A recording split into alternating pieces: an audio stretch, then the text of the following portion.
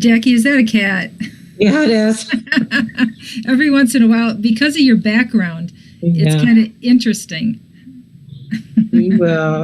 He sits here while I work. Kind of like the Cheshire cat, he disappears. Yep. They all take their time. They take their turns, I mean. Yeah.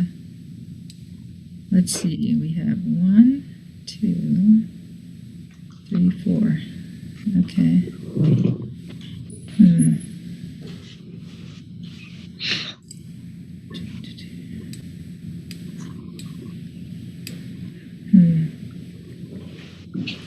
Okay.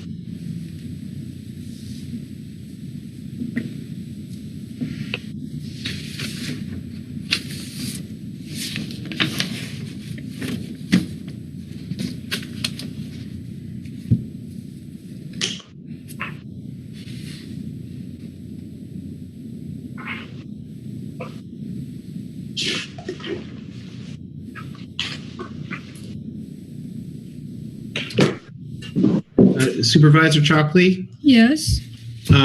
Just wanted to alert you, my colleague Natalie is in the attendees, so when we get to that, we'll probably need to promote her. Okay. Thank you so much. I can do that. Just remind me. I sure will. Okay.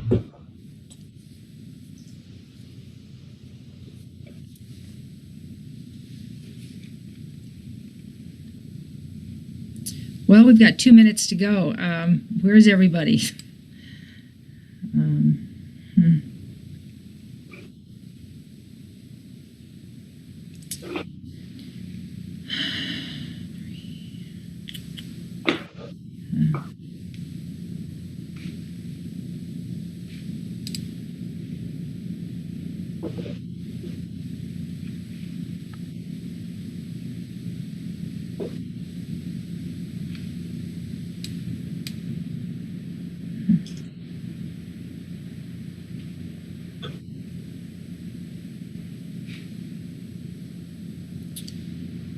Okay, there's Ton.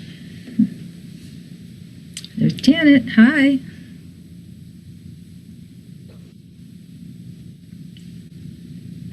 I should be connected?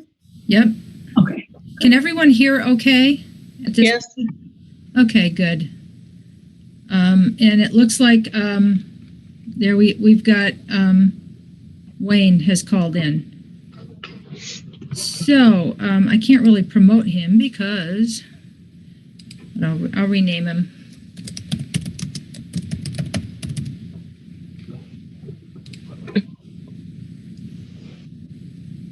I think that's correct.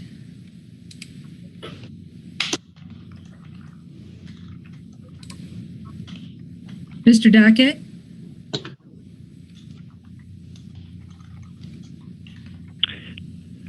Marlene, this is Steve. Hi, Steve. You may have unmuted me. I'm not sure. I think that's correct. Oh, was that you? I'm going to rename you then. Okay. Yeah, Wayne is a number ending in 4600. Right, Mr. Dockett? I thought I had highlighted that one, but I'm going to rename. Marlene, this is Steve. Hi, Steve. You may have unmuted me. I'm not sure, but oh, was that you? I'm going to rename you then. Okay. Yeah, Wayne is a number ending in 4600. Right, and I thought I had highlighted that one, but I'm going to... Mr. Dockett, are you there? You can unmute your phone by pushing *6. Is that correct? I think it's *6 or *9. So one of them is raising your hand. Mr. Dockett, are you Right. there? I think star 9 is raising your hand. You can unmute your Hi, Mr. phone by Dockett. pushing. Yes, can you hear me? Yes. Can you hear us? Is that correct? Yes. Great. Okay. I think it's star 6 or star Is 9. everybody here? So one of them is raising your hand. Yes. Right. Everybody's here. I think star 9 is raising your hand. All right, so we can get started then. There. Oh. Hi, Mr. Dockett. Okay, I'd like to call this October can you hear me? 27th. Yes. Can you hear us? 2020 Yes. meeting of the Northfield Great. Township Board to order. Okay. Is everybody say that this meeting is Let's being see. held Yes. electronically to Everybody's here. comply with health department orders and guidance. All right, so we can get started then. Reduce the risk of spreading disease at a live meeting. Okay, I'd like to call this October That's why we're 27th virtual tonight. So 2020, I'll say the invocation and then we'll do the pledge. Dear God, we thank you for this opportunity to serve our fellow Northfield Township citizens. We ask your blessing on them and on us. Protect us all. Give us wisdom tonight as we make our decisions for the welfare of the community. Amen. I pledge allegiance to the flag The flag of the United States of America and to the republic for which it stands, one nation, under God, indivisible, with liberty and justice for all. Thank you. Now, Ms. Manley, I'll have you call the roll, but all of the members need to announce when they say that they're here, where they actually are. So city, state, whatever. So if you're in Cancun, we'll find out. So just let us know where you are. Go Okay. ahead with the roll call. Belliger. Here, Northfield Township. Check. Here, Northfield Township. Docket. Here, 9097 Main Street, Northfield Township. Otto. Here, Northfield Township. Zelenock. Present in Northfield Township. Manley. Here, Northfield Township. Chockley. Here, Northfield Township. Thank you very much. Now we have an opportunity for call to the public. So any member of the public who would like to speak at this time, please raise your hand and state your name, your address, and please keep your comments to 3 minutes or less. This is not a time for dialogue. So I see that Mr. Gordon has his hand up. Go ahead, Mr. Gordon. Well, I didn't realize I'd even raise my hand. Your hand was up. Okay. Good evening, everyone. This is the last board meeting before the election next week. And then on November 20th, the board is going to be losing Wayne Dockett, who's not running for re-election. I have found his to be one of the only two voices of reason when it comes to spending, along with Treasurer Lenore Zelenock. And that's why I would like to urge the voters to put me in office, because I am a true fiscal conservative. When I started serving in 2004 as trustee, we inherited a township budget that was $500,000 in debt. And when we left 4 years later, we had turned that around and had $1 million in the bank to the good. Right now, we're sitting here on the cusp of the most horrible financial crash that we've seen in any of our lives. Some people are saying it's worse than the Great Depression, which none of us remember, because we're not old enough. And so I think it's imperative that we have some voices of fiscal responsibility on the board. I'm looking at the SAW grant report on the Township Wastewater Treatment Plant, and it looks as if just maintenance alone is going to demand something along the lines of $860,000 a year for the next 20 years. I'm unsure if the dues paid by the sewer customers are going to cover that. And that doesn't even include any kind of expansion. So again, experience counts, and I've got that. So I would hope that this board, I have very little hope, but I would think that it seems to me quite reckless to be borrowing $5 million right now at this time. I've said this before, it's been ignored, but I just kind of want to say it again. I hope I'm wrong and that we don't suffer through a depression, but everything is pointing in that direction. Thank you for your time. Thank you. Do we have anyone else who would like to speak at this call to the public time? Please raise your hand if so. Okay, we have Mr. Olney. Go ahead, Mr. Olney. Yes, looking over, or Adam Olney, 9315 Lakewood Court, Northfield Township. Just looking over the agenda tonight, I see that, Madam Shockley, you're attempting to appoint more DDA members. In your 4 years in office, the board, the DDA set with the current number until most recently when you added, I believe it was 2 members. Now you're trying to add another, and then reaching out for people. So I want to get it right. It was about reaching out to you if there's other people interested. So like you're just trying to fill all these DDA positions that you left vacant for all of your 4 years, and now you're going to be leaving office and you're trying to, put them on there. I don't think you have bad intent, but I also think that this should be something that should be left up to the next township supervisor, whether it be LJ Walter or Ken Dingan. So I think Matt Ritz would be a great appointment, but I think you could also leave that to the next supervisor as well. So you didn't have a problem with the DDA the way it was for your 4 years. Now you're trying to alter it last minute for the next board. So I would just like you and the rest of the board to reconsider that. Since this is the last board meeting before the election, please get out and vote. We will have the honor of seeing this board at another meeting. So I will say my farewells to you at the next meeting you're all at. Have a good evening. Okay, thank you. Anyone else?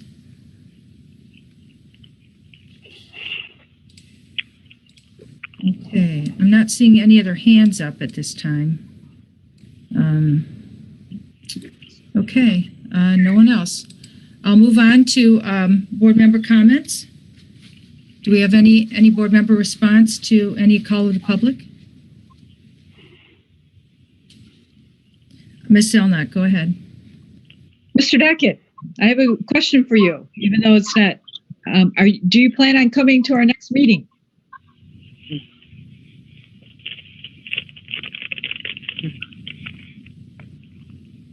Mr. Dockett? Are you there? Yes. Yes. What was that? I said, do you plan on coming to our next meeting? I haven't decided yet. Okay. Well, since you haven't decided, I would like to take the opportunity to thank you for your service for the 12 years. I enjoyed serving with you, Mr. Dockett. I appreciate your point of view, even though sometimes it wasn't the same as mine. I appreciate all the historical information you brought forth on Northfield Township. It was very enlightening and appreciated. I have missed over the last 7 months you being kind of my left-hand man. I thank you very much for your service, and I look forward to stopping by your shop and conversing with you going forward. Thank you again. Well, yeah, thank you very much. I appreciate it. I've enjoyed my first 8 years. I have not enjoyed my last 4 years. Thank you. Thank you. I would just like to mention as a response to call to the public for Mr. Olney's comment. We just discovered that we could have had that many members of the DDA, and it was the DDA that was discussing this as we were attempting to fill some other positions, so that looked into it and realized that the board never did reduce the number of members, even though the number of members had petered off because it's been difficult to find people to serve. So there will be 2 more opportunities for appointments right after this one tonight that the board will hopefully approve. And so then I'm sure Mr. Dignan or Mr. Walter will be happy to fill those and complete the board. So that's just a comment. And I have enjoyed having your wife on the DDA, Mr. Olney. She's quite an asset to the community. And so I hope we can continue to recruit very high quality people onto the DDA. So the word is out. If anybody wants to get onto the DDA, put in your applications. Thank you. Next, anybody else like to speak? Ms. Chick. Yeah, I would just like to give this board credit. I know there's been charges of reckless spending, but when you consider the fact that we started our term with a 45% fund balance, general fund balance, that we have increased that to over 100% right now. And that is because we've been very conservative in our spending. And yes, we have a big outlay going, but it's not coming out of the general fund.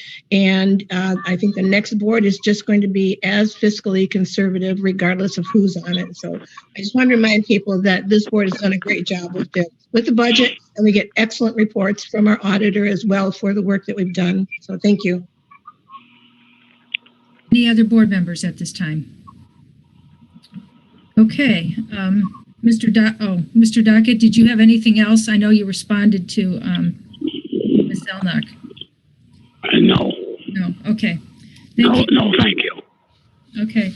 I'd like to make a motion to adopt the consent agenda as distributed. Support. Okay. Motion by Chalkley, support by who? Belliger. Belliger. Okay. And I'd like to give Clerk Manley an opportunity to mention anything in her memo before we vote. Yep, hang on one sec. Didn't know you were calling on me. Oh, I'm sorry. That's okay. Just want to get updated numbers. Okay. I know you've been really busy in that office. Yeah, so as of today, we've mailed out 3,239 ballots and have 2,348 returned. How many returned? 2,348. So there's still quite a few out there. Please return them as soon as possible. The office will be open Saturday too from 8 to 4 to drop ballots off soon. Any questions? Call the clerk's office. Thank you. Or myself.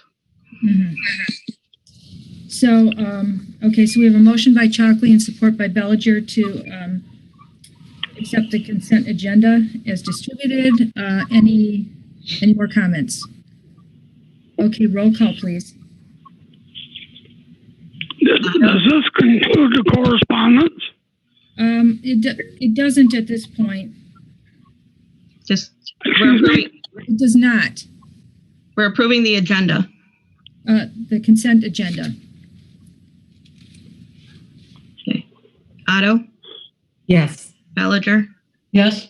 Dockett? Yes. Zelenock? Yes. Chick? Yes. Chalkley? Yes. Manley? Yes. 7-0. Thank you. Now I'd like to make a motion to accept the correspondence as distributed in your packet. Support. Motion by Chalkley, support by Belliger. Any discussion on those, on the correspondence? Ms. Otto. Yeah, I was wondering why the correspondence were put part of our packet. I thought that we weren't going to include correspondence unless the person requested it. And then those that I reviewed, they didn't have, none of them requested to have it or approved to have it in. The other issue that I found is that while some emails were crossed off, their addresses and emails at the bottom of their signing off was not crossed off. So I think we need to be doing a better job. If people are stating that they want it as part of the packet, then cross off the stuff. I thought that we weren't including these unless they requested it to be part of the packet. I can comment that Mr. Gordon had asked that all of these be in as part of the packet, and we were struggling last week to get the packet out because we had our administrative assistant off, and it was down to me and Mr. Aynes with Jennifer working at home. So that was a difficulty that we had. And yes, we should probably make a formal policy then, unless someone asks us. You're correct, Miss Otto. Because we haven't asked for their release of information, and we've already released it. Okay.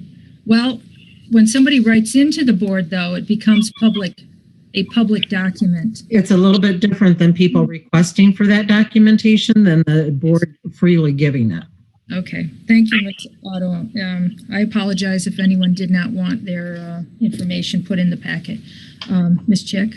Yeah, I just wanted to say that I responded to every one of those emails, and then I did get some responses back thanking us for providing more information and facts. So it was actually a good exchange. Thank you. Yeah, thank you. Okay, so we have a motion to accept the correspondence. I have one item, Madam Chair. Yes, go ahead. So I do think, for correspondence, we should ask the individual, if they do send us something, we could just say, would you like it included in the board packet? Yeah, that's all I'm asking. Okay. Yeah. I So just they want to at make least sure. acknowledge that it's going to be public record. Yeah. Say just, give them the option. I don't know how you want to phrase it. Just, I would say, I would just ask them, would you like it included in the next board packet? Okay. If it's, thank you. Okay, we'll have to assign someone to do all of that, those requests then. I have done it in the past, but, when someone sends it to board members, we all get it. And so it's a challenge. Yeah, I would think, Madam Chair, it would be your responsibility being the supervisor and being, and overseeing the packet myself. Okay. Thank you. I'll, in my one For more, your next meeting, meeting, I'll attempt. let's hope everybody sends a bunch of information and you can determine. You can get your last call in. All right. Ms. Belliger has her hand. Now, it was mentioned, you said that one individual has to have all these correspondence listed into this meeting. Mm-hmm. Why is that something that needed to be approved? Why was that something that needed to happen? So, I mean, it's a call, just because somebody wants something doesn't mean you necessarily need to have it. That's true. We didn't put it as an addendum to the packet because they came in too late. Okay. Let's move on so we can actually get the business done. Let's have a vote on the correspondence, please, Ms. Manley.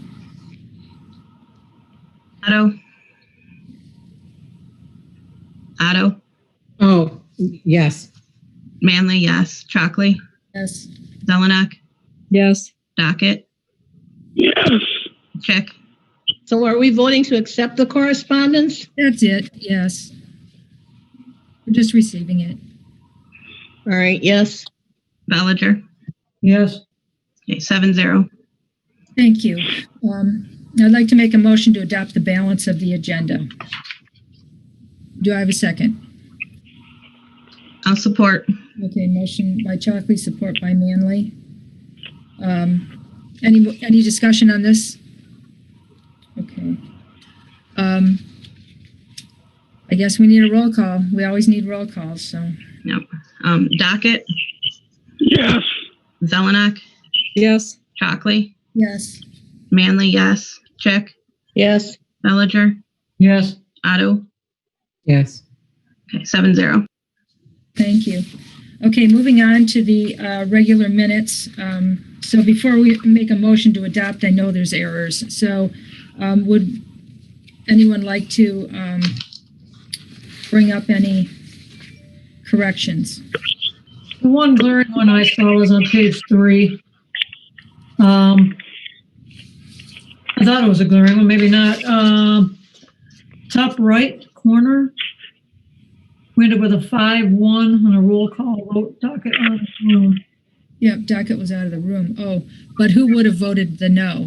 Right, that was the question. Right, and I believe it would have been, I don't know. Ms. Zelenock? Did you vote the no on that one? I put myself down as yes. I voted no, so I opposed. Okay. So you were the one no.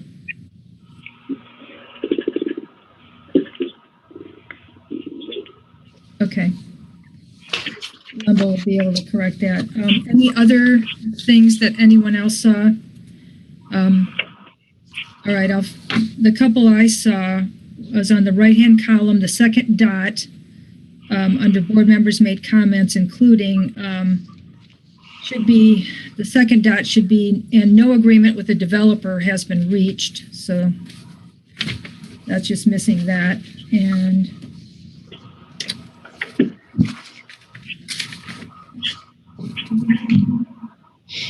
I believe that's, and then under 15 on the fourth page, the motion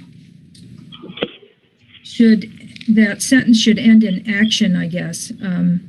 Should be the manager to hire and fire employees under his direct supervision without further board action.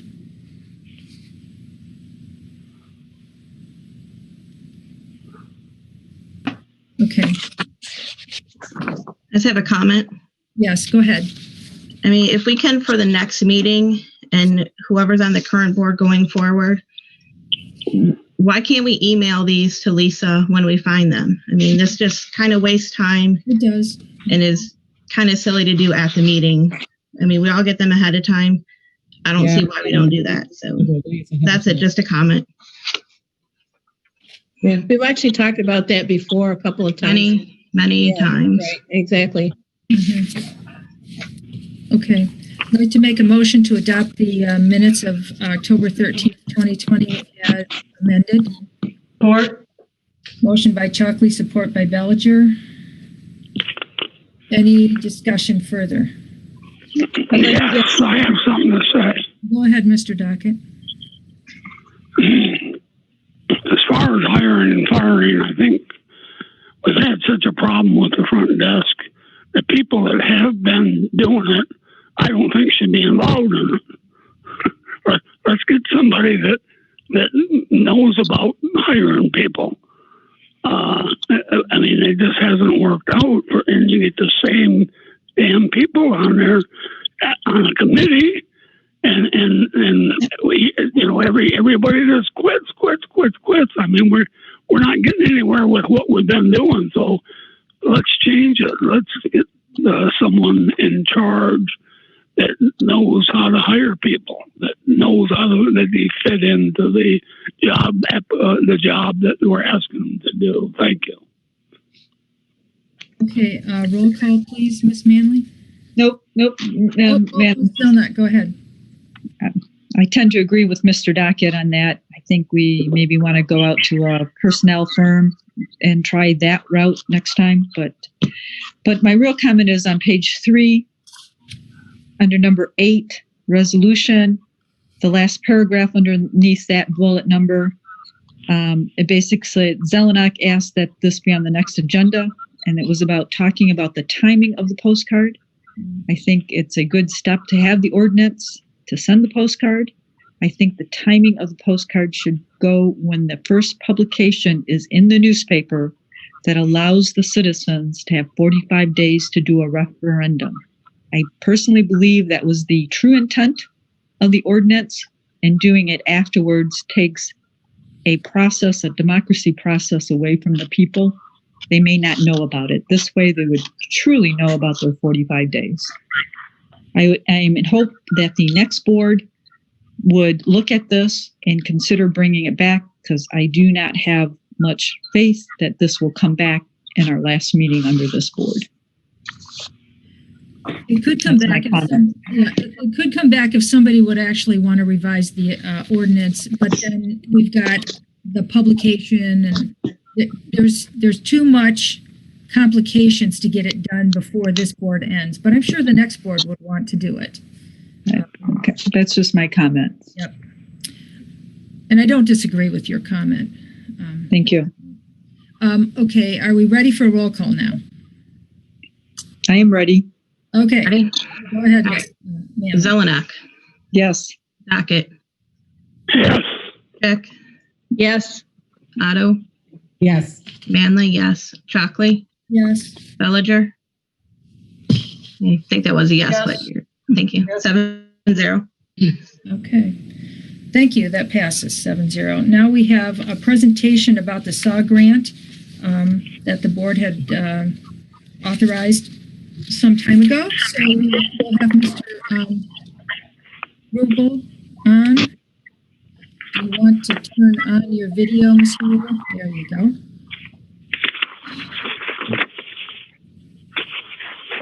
Good evening. Good evening. I will share. It does say I am disabled from sharing. Oh, no. Oh, let me see. Who can share? All panelists. Go ahead. Okay. Okay. Does it work now? It appears to be. Okay. Just need to find I have too many screens open. Let me close a few. Just give me a second. I think I'll get it.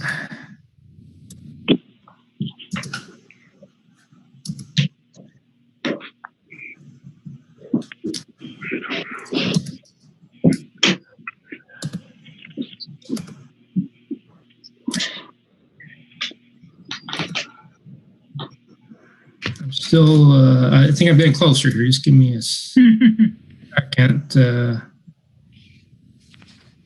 I think I found it.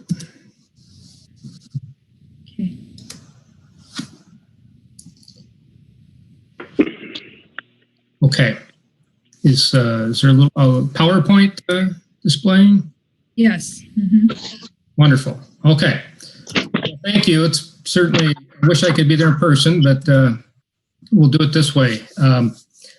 So I guess for almost the last 3 years, TetraTech's been working with Mr. Willis and his staff to develop an asset management plan for the sanitary sewer and the wastewater treatment plant. We probably actually got most of it done over last winter and have spent the last 6 or 8 months just making some subtle changes and waiting for a good meeting to present it. And that's where we are today. So I'll just go through a couple of the basics on the plan.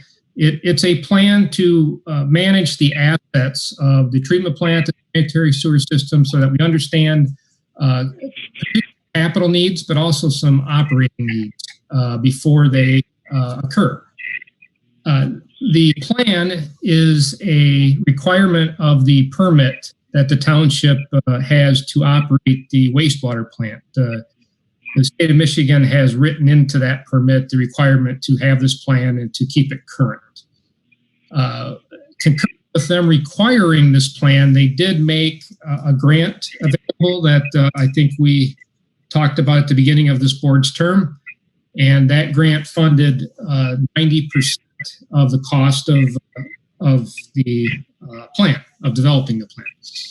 And the plan is really meant to be a living document. I know my crystal ball cannot look perfectly over 20 years and pick out every need. So it's really meant to be a living document. We can see out pretty well. I think all of us maybe a couple of years. And as those years go by, we should update the plan.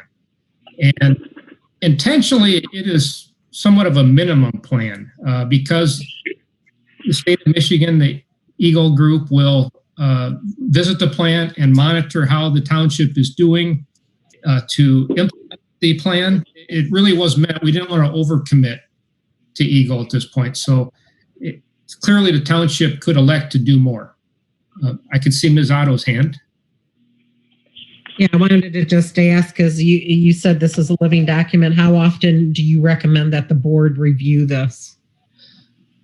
Oh, I would think Mr. Willis maybe should look at it annually. There's an annual update, annual progress report that's due to Eagle. I would think he would then bring it to your attention when maybe a capital need has changed or a couple of capital needs have changed. That may not be every year. That may be every couple of years. Okay, thank you. You're welcome. Again, I talked about there's obviously with any kind of projection, we can all see more clearly in the near term. Just to go through a couple of numbers, the grant that the township received was for $595,000. Mr. Willis's group self-performed a fair amount of this work, and all that work is grant eligible. So the township is receiving money in to pay for that time, and a lot of that time he would have did anyway. So by doing that, the math down at the bottom shows that the township should actually come up to the plus by going through the program. Pocketed probably at least $32,000 and maybe even more by doing that.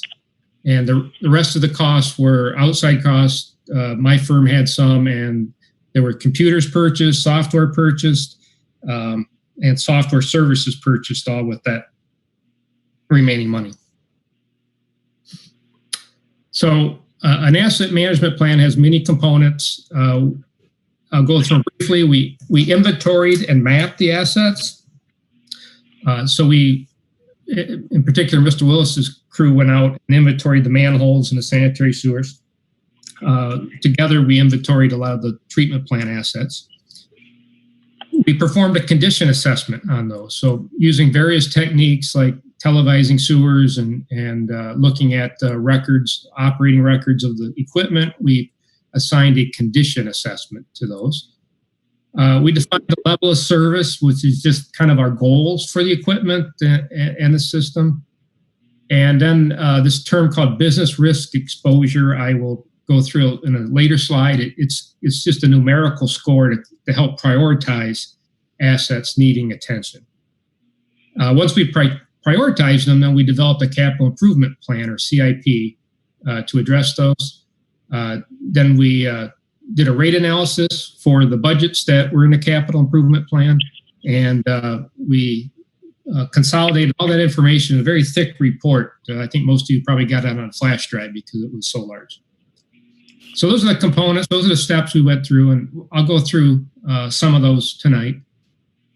But I don't think there's any doubt that the township's sanitary sewer and wastewater treatment system are its most valuable physical asset, certainly. When we compiled all the data from the sewer system, its value was almost $33 million, consisting of all those components there: gravity mains, manholes, force mains, pump stations, and then 10 grinder pump stations. The other 25 million of the 58 is at the treatment plant. So your treatment plant has a value of nominally about $25 million. We broke it out into each of these systems. There's about 8 or 9 of them there on that slide. Each of their components and valuations are listed there as well. So $58 million is a pretty big investment.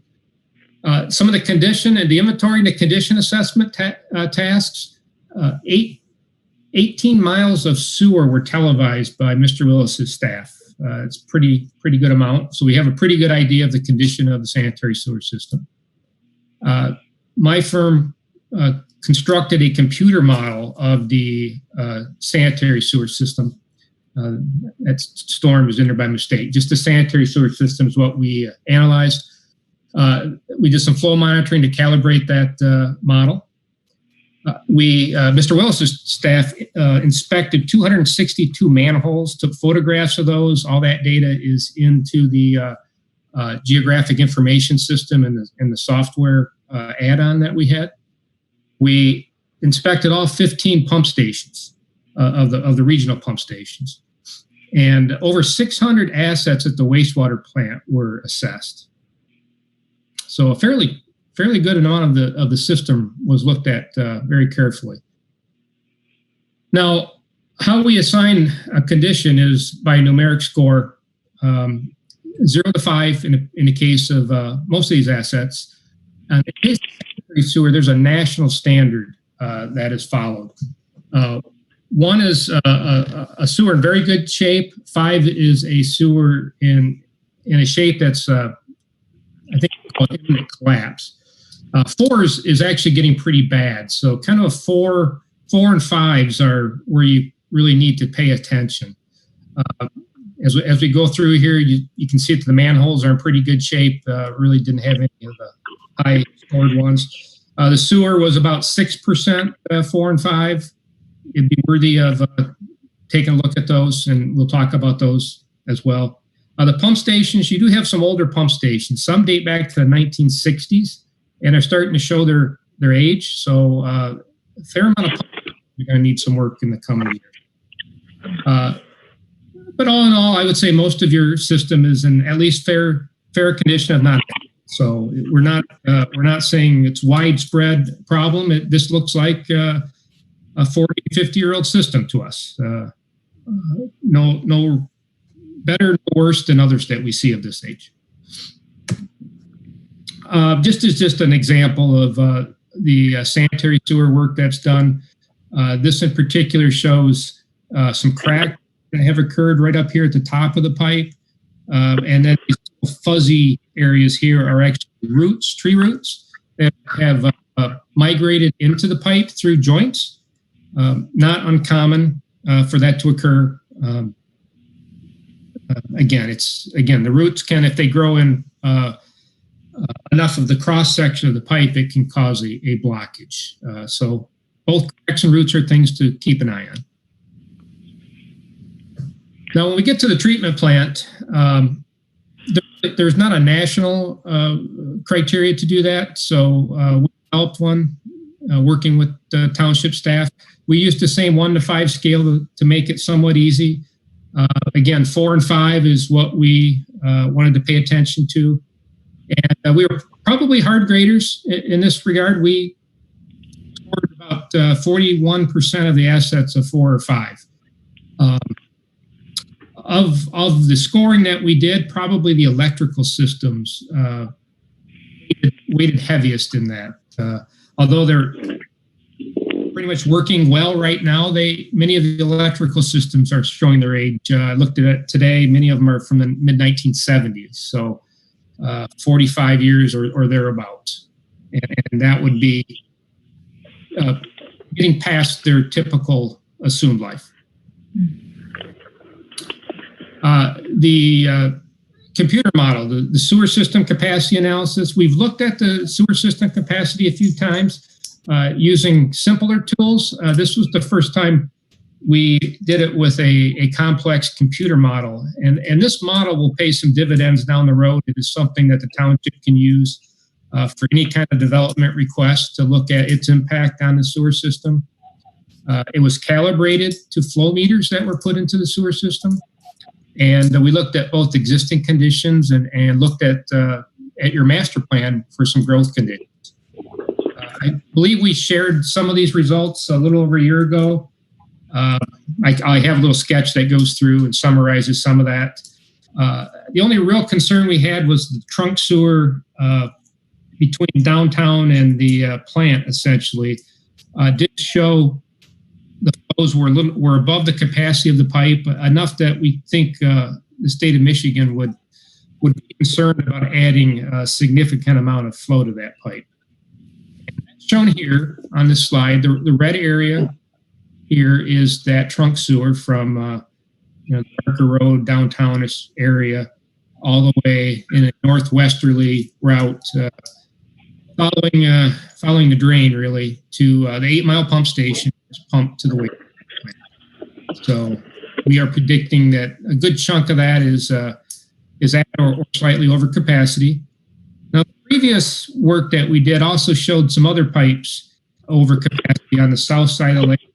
That computer helped us refine that estimate, and our current projection is that this pipe is in adequate capacity right now. So no improvement here, but long term, you'll see in the plan we have an improvement along this route here.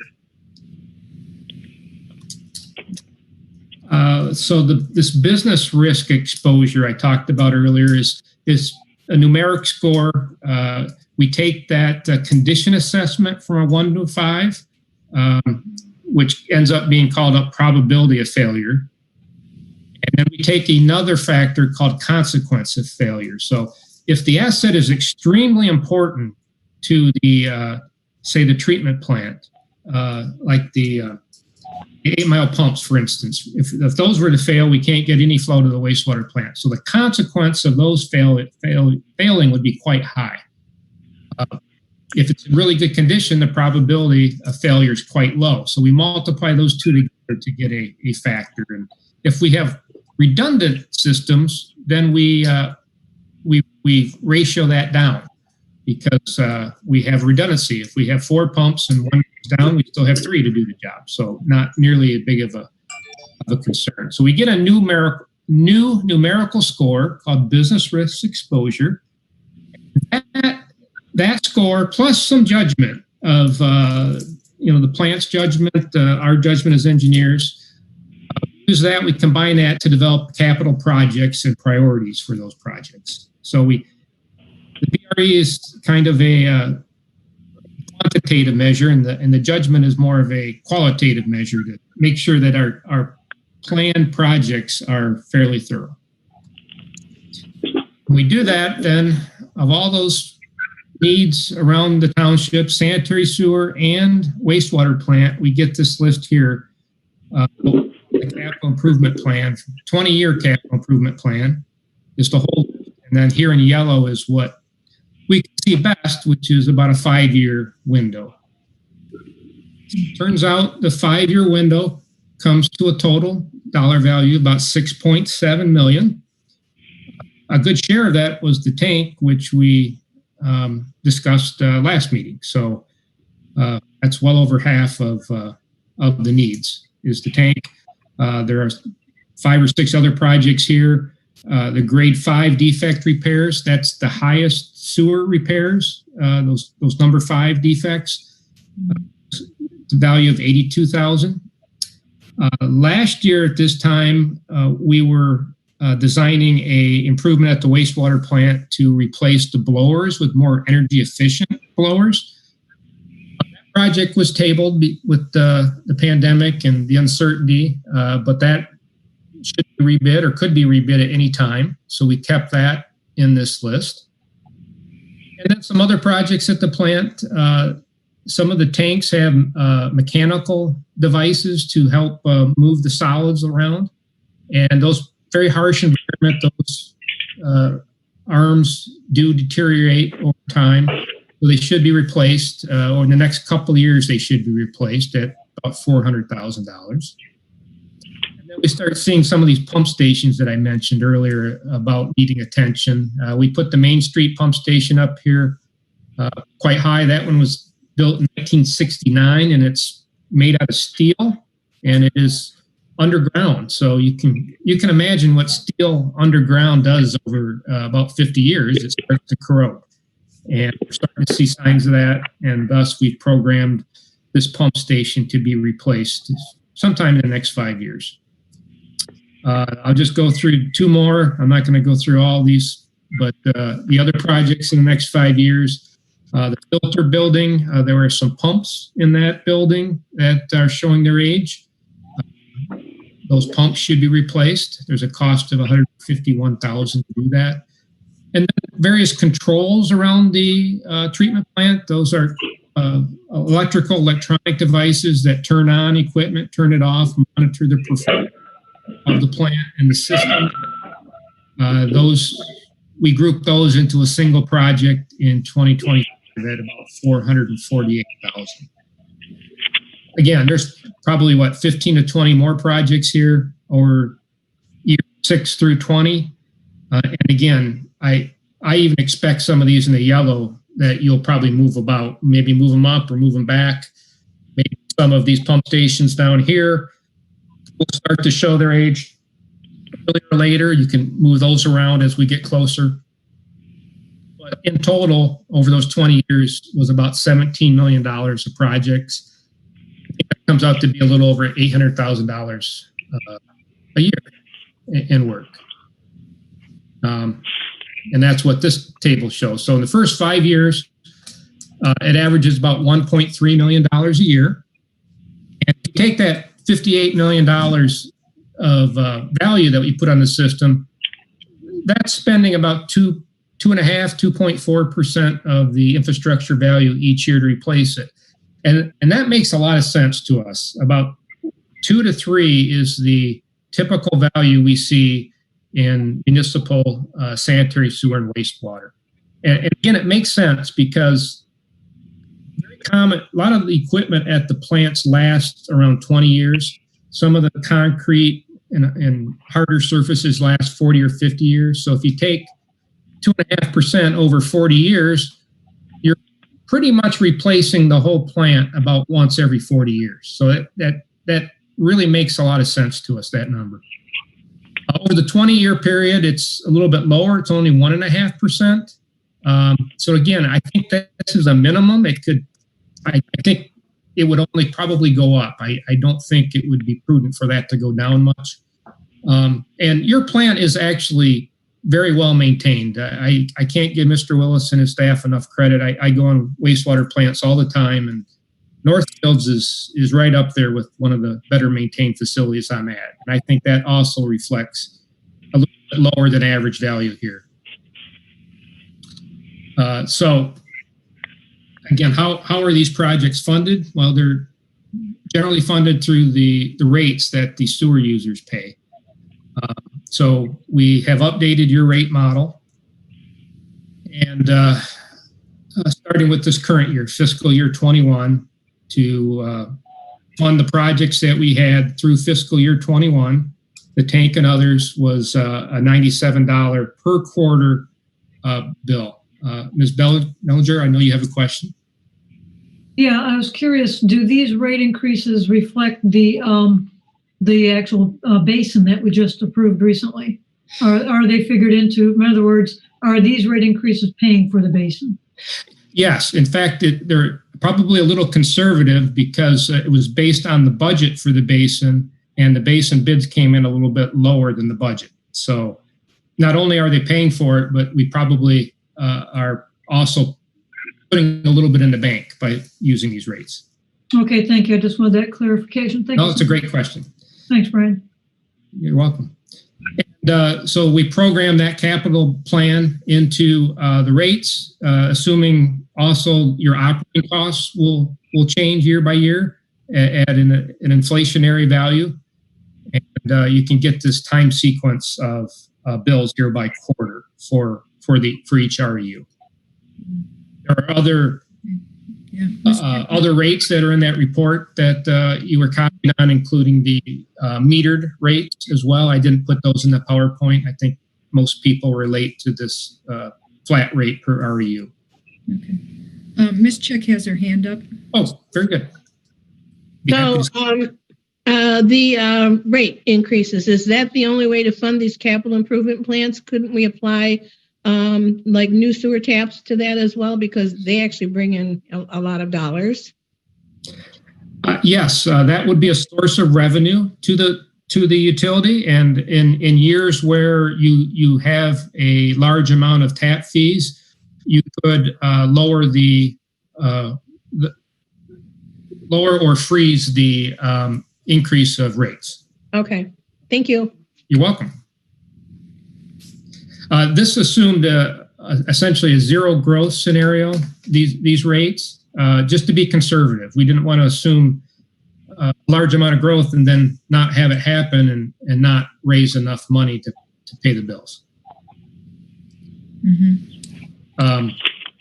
So just in summary, a lot of good work has occurred the last 3 years. 90,000 feet of sewer was cleaned and televised. 262 manholes inspected. We've inventoried the entire plant. We have photographs of those assets. We've loaded those into the software. You now have a computer model that can allow you to answer all sorts of growth and capacity questions. Mr. Willis has this new software tool called Lucity that allows him to track all of his maintenance electronically. You've got some computers and some tablets that can be used to enter this data. we've really upgraded your GIS. The maps that Mr. Willis used before were the construction drawings from 40 and 50 years ago, and he had to piece together various projects to get a picture of the whole mapping system, the whole map of the sanitary sewer system. Now you have it on a computer. You can just print a map anytime you want and keep records of it right there. There are copies of that in the notebook. You have a comprehensive management plan, a 20-year capital plan. We've updated the rates. The book also has a template that Mr. Willis can follow to report progress to Eagle annually. And I think you've made money. You've pocketed at least $32,000 from this grant, and you got all this, and you came out ahead in the game. And that's due to Mr. Willis's staff doing so much of the field work. Other communities I've done this in, the staff have not been very involved, and you have a great staff. They rolled up their sleeves and really helped out. So with that, I am done talking. I would be happy to field any more questions. Okay. Zotto. Go ahead. Yeah, when we said that you did 18 miles of televised pipe, how much more do we have to go, or did we do a majority of it? That's a really good question, and I was going to look that up. I was afraid somebody was going to ask me that. I think I can find a table fairly quickly that would tell me that if you give me just a second. Okay. I don't have that number memorized.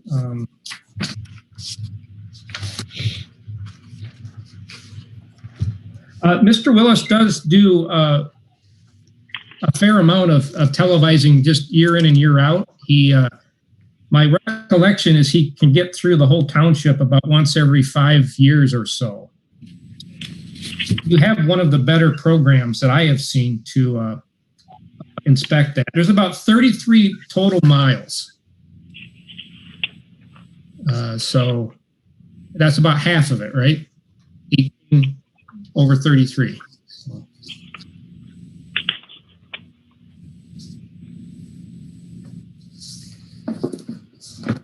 So, Mr. Rubel, was the entire grant expended? Someone asked if there was any extra money that wasn't expended, and would that have to be returned to the state? Yes, Mr. Aynes has been keeping the financials of those. As I recall, he sent out a summary earlier this week, and I thought there was about 1,000 that was yet to be used. 1,000, or? It's about 100,000. 100,000 we haven't expended on this project? What it is you always have to bill the state after you've spent the money. Right. And so I have to get the invoices in from the engineers and the suppliers, total those up, and send them in after the fact. So we've gotten 3 different reimbursements over the time. But as we get towards the end here, I'm expecting to put another one in either in October or early November. And then the state, even though the grant is technically over the beginning of December, they give you till the end of December to get all your invoices in. And anything you don't invoice for reimbursement, that's when it would be a loss. Mm-hmm. But I'll be able to update you better in about 2 weeks. Okay. Other questions by board members? Mr. Dockett, do you have any? No, thank you. Okay. Ms. Zelenock? Yes, I have a few. So going back to page 8 of the presentation and launching a little bit off of Ms. Otto's question, the surveyed and inspected 262 manholes, I don't recall, how many manholes do we have? I will look that up too. I think it said 781. I believe you, so. Yeah. But a third of them were inventory? Okay. And then I think all the pump stations, you said you had inspected all of those, correct? That is correct. Yeah, okay. So is that kind of typical when you do an inventory and asset management plan like this, is that the percentages kind of fall in line, I take it?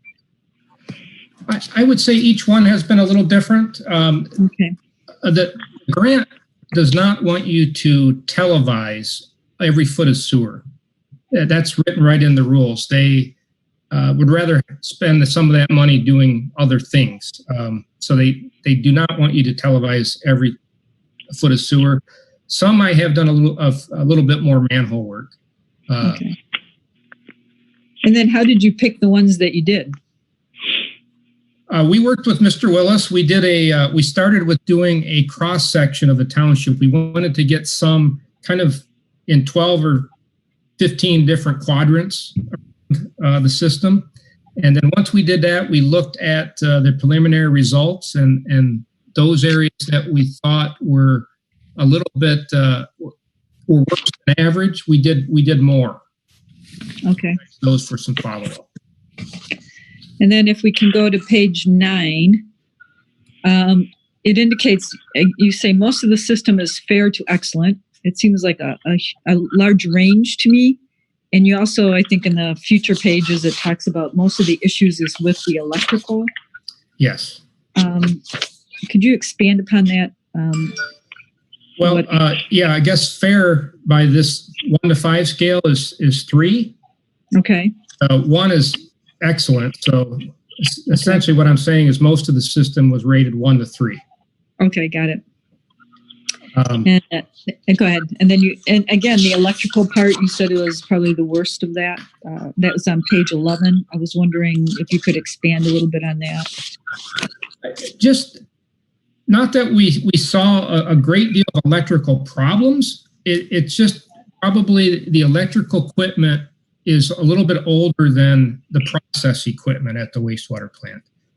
And that's probably due to the electrical equipment being in a less harsh environment. Most of it's inside and isn't exposed to harsh wastewater. So it just seems like a lot of your future projects are probably going to be electrically related to get that equipment a little bit more current. Okay. And then I think we talked about a little bit again on page 12, the capacity, and I think you referred to me to like page appendix F in my huge stack of papers that I received. Yes. I must admit, I'm just gonna, I don't know if I just want to let people know. I don't know if the people can see that, but that's this pack of papers. So I didn't really get to, I've been reading like an hour every night. Maybe a slow reader trying to comprehend sewer plants. So right now, what's our current capacity from a residential equivalent unit, would you say? Oh boy, I know I have that. You mean how much is left at the plant? Yes. Oh, I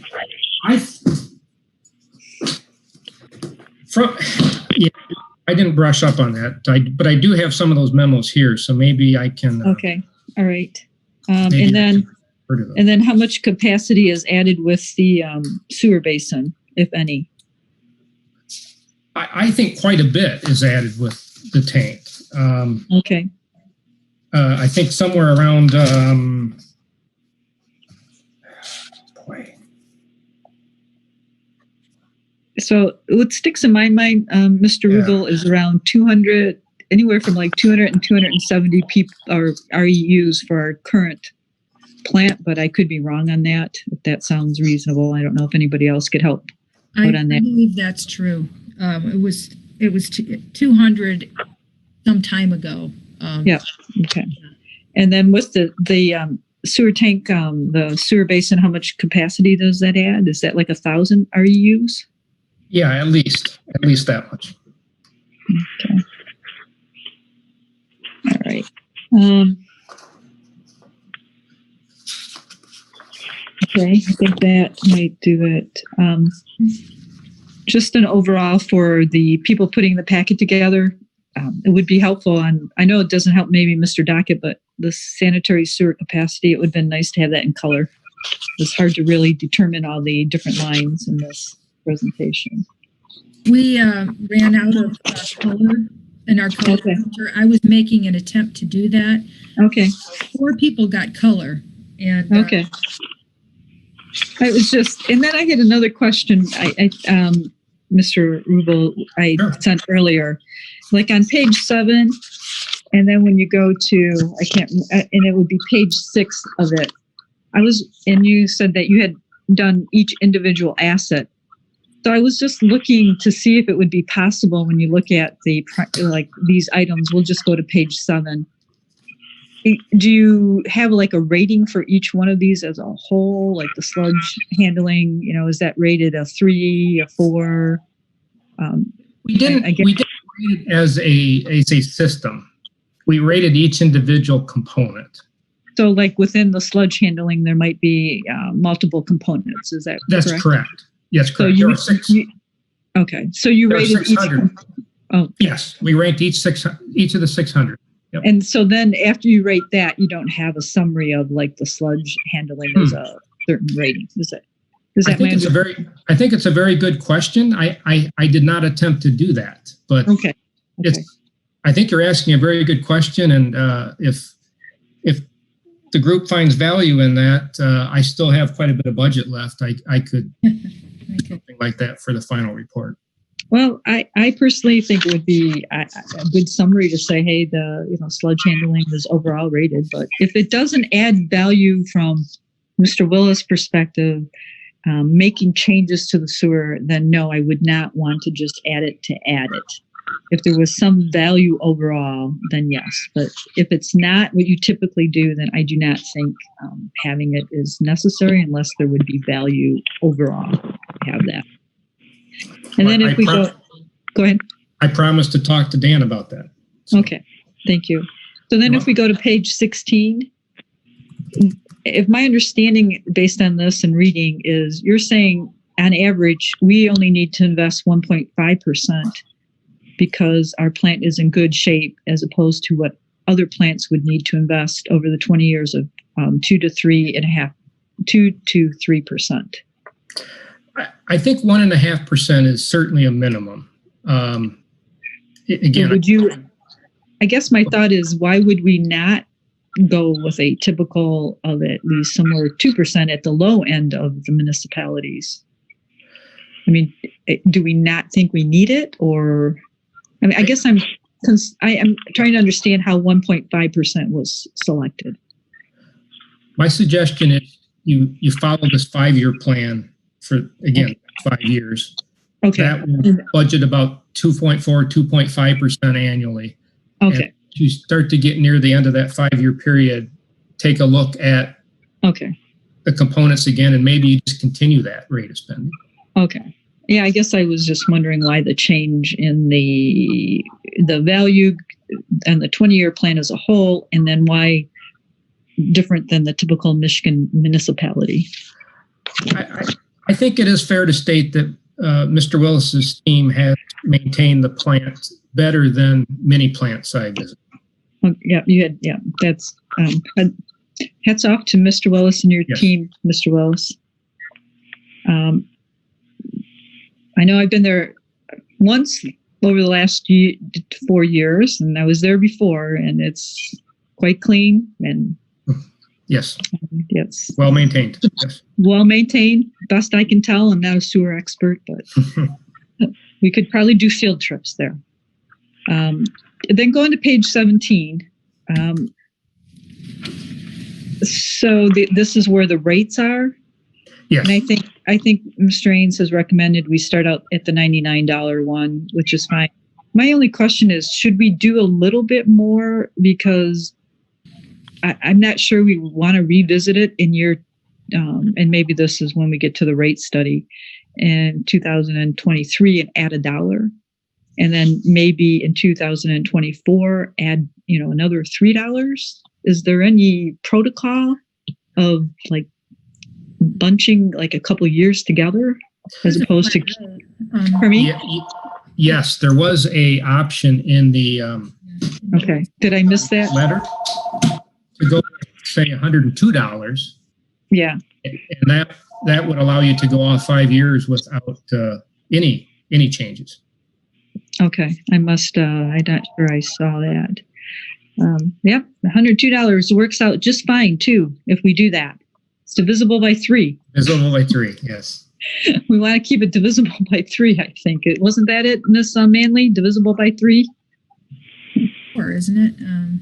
Or is it divisible by 4? I think we wanted it divisible by 3, so it's per month. Divisible by 3, you're right. But Okay, that's what I thought. Okay. Okay. So, okay. it's workable. Yep. Yeah. And I'm so pleased not to have 20 cents added anywhere. Right. It's very, you'd be amazed how many. So that's great. I think actually that was all my questions. Thank you. You're welcome. They were good questions. I've seen Miss Manley's hand up, and I know Miss Chick has hers up too. Go ahead, Miss Manley. Yeah, I just had a quick comment, knowing now that we have, say, 100,000 to work with. Hopefully Dan's going to have quite a bit of input on that, on what we can use that for and not waste it. And that Mr. Aynes will the keep bids coming in lower? Is that at the 100,000 was the? Yeah, that's what Mr. Aynes said that we had left over. Oh. Right now. Yep. If I could clarify that, it's right now it's what's still unbilled to the state, and I said in about 2 weeks I'd have a better idea of what we were able to draw down for the first time, this next time, and then you do a cleanup one in December. So I'm not sure that there's extra money. It's just it's got to be spent first, and then we draw it down. Okay, so hopefully we don't lose any money off it. Right, that's what we're trying to avoid. Looks like Mr. Willis has an answer to that. Go ahead. Unmute. Dan, you have to. Yeah, to collect the extra money, we have to spend it first. And we've spent just about everything we need to. We'd have to almost make up stuff to get money. We'd have to spend money to make it up to get money back. We've spent all the money that we thought we could use. That's how we're doing it. Thank you. Ms. Chick. I just wanted to add to Ms. Zelenock's comment about adding information to the final draft. There is going to be a final draft. That any information that we can add that would make it easier for people to understand, because we don't have background in wastewater treatment plants or sewer lines, and it's for us to understand what it's trying to present to us, and for lay people that want to have a chance to take a look at the information as well. Whatever we can do to make it easier, that would be great. Thank you. Thank you. Any more questions? Okay. No, we don't need to take any action on this. We're just receiving the information tonight, correct? Correct. The Eagle doesn't require any kind of resolution. They just want you to keep a copy of it at your facility. Okay, great. Then if there's no more comments on this, we can move on to the next item, which is the sewer, consider sewer billing quarterly fee increases. And Mr. Aynes, you had made some recommendations. I'll let you introduce this, and Mr. Google, if he needs to. Okay, if you could put the chart back up, Brian. Yes. Instead. Yes.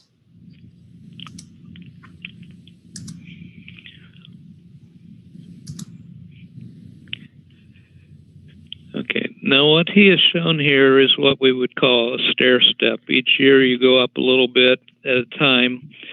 The other way he was talking about would be a level amount that would stay the same for the 5 years. The last time the board adopted a rate increase, that's what you went with, was a flat amount. But to explain his is based on the fiscal year, which would have been back in July 1st. Here you are almost into November, so you're almost halfway through the year. So if you did only the 97, you would be coming back prior to next July asking that the board increase it from the 97 to the 99. So what I'm suggesting at a bare minimum is that you incorporate that all into one number. So you have a year and a half to go. And like you said, if you want to do it as a flat rate, then you would just bump it a little bit more than that. Okay. Well, is there any more discussion that, I mean, we've all been through all of this material. Are there any more questions about the material, or are we ready to make a motion? Ms. Otto? Can't hear you. If we do move to a flat rate, it would be for 5 years. So currently we are at 97, right? Yes. And so to go to 102 would only be a $5 increase per quarter. No, we're at $90.20. Oh, 90. Okay. That's what I wanted to figure out. Okay. No. Yeah, it was 680 that we were talking about going up per quarter. So what is our current rate? Say that again, Marlene. $90.20. Okay. Per quarter.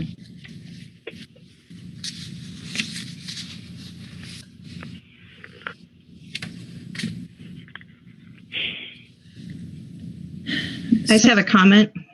Go ahead, Ms. Mann. We were talking about being divisible by 3, so it's like basically per quarter, and 102 is $34, or I mean per month. Right. So that works out just as well. Mm-hmm. So instead of 33 a month, it'd be 34 a month if we do the 102. Well, I think that would save. Actually, no, that's by 3, so it'd be $25.50. So. What was that? Yeah, 102, correct? Yes, 102 divided by, hold on. 3, right? Well, it's quarterly. Yeah, there's. Okay, so is it divided by 4 then? No, it's divided by 3. Yeah, you're right. Yep. Divided by 3, right? Yeah, it's 34. Okay, I was. So, and if I may ask, Mr. Rubel, you're saying if we went to 102, then that would handle it for 5 years, correct? At our current projection of inflation and other assumptions, yes. Mm-hmm. And that's with 0 growth, correct? That is correct. All right. And so and it's either you're recommending, or as Mr. Aynes recommending $99, and then we would have to revisit it would that be in 2023 then? Correct. And then, or we could do 102, and then we would need to just, it would handle through 5 years, correct? So we're talking $3 more, and then we don't have to really address it unless something grave happens within that 5-year period. That would be a $47.20 increase per year. Ms. Belliger? Or were you done, Ms. Otto? No, I just wanted to mention that. Okay. What the increase would be. Okay. Ms. Belliger? Since we indicated in information that the rate increase would be between $5 and $10, we might want to stay within that, maybe go for the 99 at this point. Well, the $5 and $10 was just for the equalization basin. It didn't really include the work capital improvement. The other improvements. So the 102 would include the other improvements. Mm-hmm. Yes, inflation and other things, yes. Mm-hmm. Okay. Well, I'm inclined to make it easy and do the 102, personally. I'm inclined to do that as well. That way we know. I mean, it's never easy to raise rates. It's always can be a political issue. Since we're all at our last run of our 1 week, might be a good timing to protect the asset. And on the other hand, the money's not going to go to waste. We're going to continue to have capital needs in the sewer system. So it's not like it's just going to sit there not being used. Well, I guess I will make a motion to, well, what about the metered customers then? Let's do this one first. Can we do this? That was, Since okay, let's do this one, but I need a number, Mr. Rubel or Mr. Aynes, for the metered customers.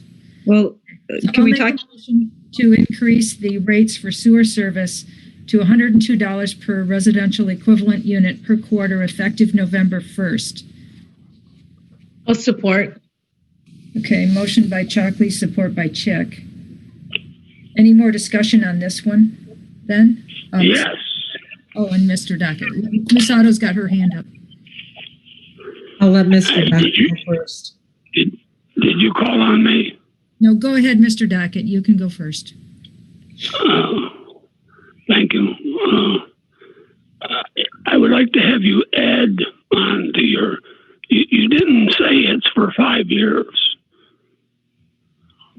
I mean, we're raising it as of November 1st.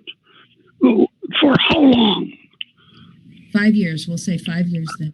Okay. Would you be sure and put that in the motion? Okay. If it's 5 years, because otherwise we'll be back here. Well, I won't be on there, but next year, year after, well, we got to have more money. We got to, So I would. I think it's necessary that it be in the motion. Thank you. Okay, and then the board is the new board knows what the intention was. Okay, go ahead, Ms. Otto. I would like to also. Well, I'm not sure about that intention. So maybe you are, but I'm not. You aren't going to be here. No, that's why we're adding it, Mr. Dockett. Thank you. Ms. Otto? I would like to also include the date since he added the 5 years to November 2025. Oh, okay. Okay, and then I just wanted to note for for everyone that the increase per year would have been $47.20, and the increase per quarter is $11.80. Okay. Do you want that in the minutes? I would like that in the minutes, yeah, so The people minutes. understand what that increase is. I agree. Okay. This is a lot lower than what we initially thought. Correct. Okay. So I'll amend the motion to approve increasing the rates for sewer service to $102 per residential equivalent unit per quarter, effective November 1st, 2020 through November 2025. Still support. Okay. And so I guess ready for a vote then? I have a discussion. Oh, okay. Go ahead. So out of this rate increase, do we have an estimate of how much? I know we said 5 to 7. Was it 5 to 10? Do we know how much of this is for the sewer basin and how much is it for the maintenance? I thought it was like $7 for the basin, right? If I could address I don't have that. Okay. Mr. Aynes, go ahead. If you recall, the estimates for what the financing would be will not be known exactly until we actually do the selling of the bonds. Mm-hmm. And so that might change the number a little bit up or down. But I think it's fair to say that that's about what it would be, the 5 to 7. Okay. What does that mean, 5 to 7? At one point, we were asked how much we thought it would cost to increase. Yeah, but we're raising it $12 now. So forget about. I mean, why are we talking about 5 to 7 when we're trying to vote? You're trying to get us to vote for 12. No, sir. What I was trying to do was answer another board member's question. It doesn't matter to me which way you want to go with it. Yeah, 5 to 7 would be out of the 1180 is what would be what would go to the basin, right? Right. Okay. And Wayne, that's But that was Lenore's question: is what part of the $12 is? Lenore asked the question of the $12.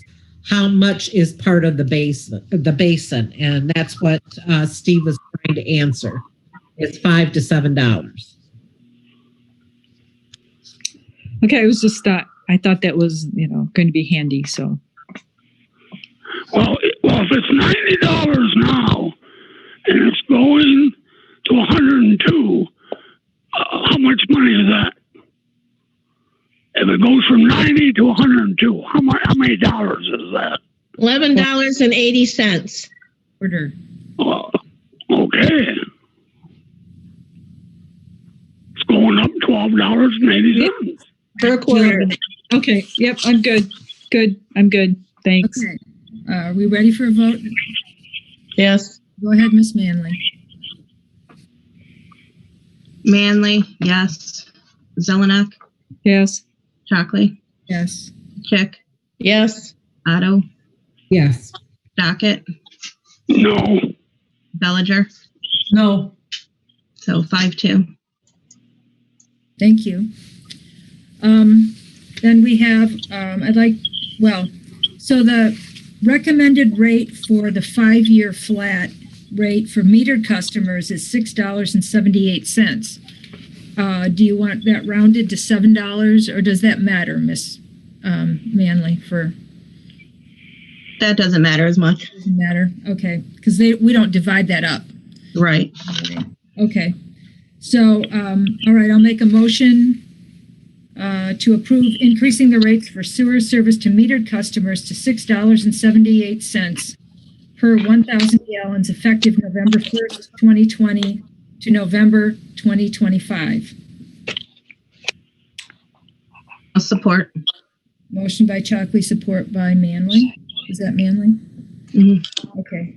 What was that rate again? $6.78. It's on $6.78. Yep. No, got it. Yeah. Yeah. But I was just, again, you don't think we should just round it up to, it doesn't matter, $6.78. It's okay. As opposed to just making it $7 or $6.50. They just multiply it by the number of gallons. I'm just, I can't say that, receiving that one as much as we do, obviously, the 90-20. So we certainly do receive it, but it's not as prevalent. So I was just, okay. If Miss Manley is okay with it because it's her department that prorates and has to do things like that, then I'm okay with it. Yeah, the metered customers are different, so that's okay. Yeah. Okay. Just wanted to make sure. Okay. Ms. Belliger has a question, comment. Yeah.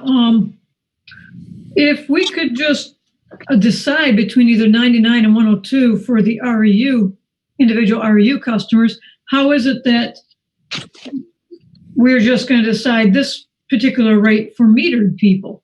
So it sounds almost like maybe if you're metered, you're going to get a better rate, because it doesn't seem relative to me. Am I missing something here? Yep, you are. You are. Look at table 5. It's also at page 3 of the. Okay. In the I see no page increases. I see no page numbers. So is it relative because the 102 will apply for 5 years straight as opposed to being stepped up? Is that how that's? Yeah. Yeah, they're both locked in for 5 years. In other words, how where are the page numbers? There's no page number, Mr. Look at table 5. So how long will this rate for metered people be effective? 5 years. 5 years? 5 years. Same thing. Okay. Mm-hmm.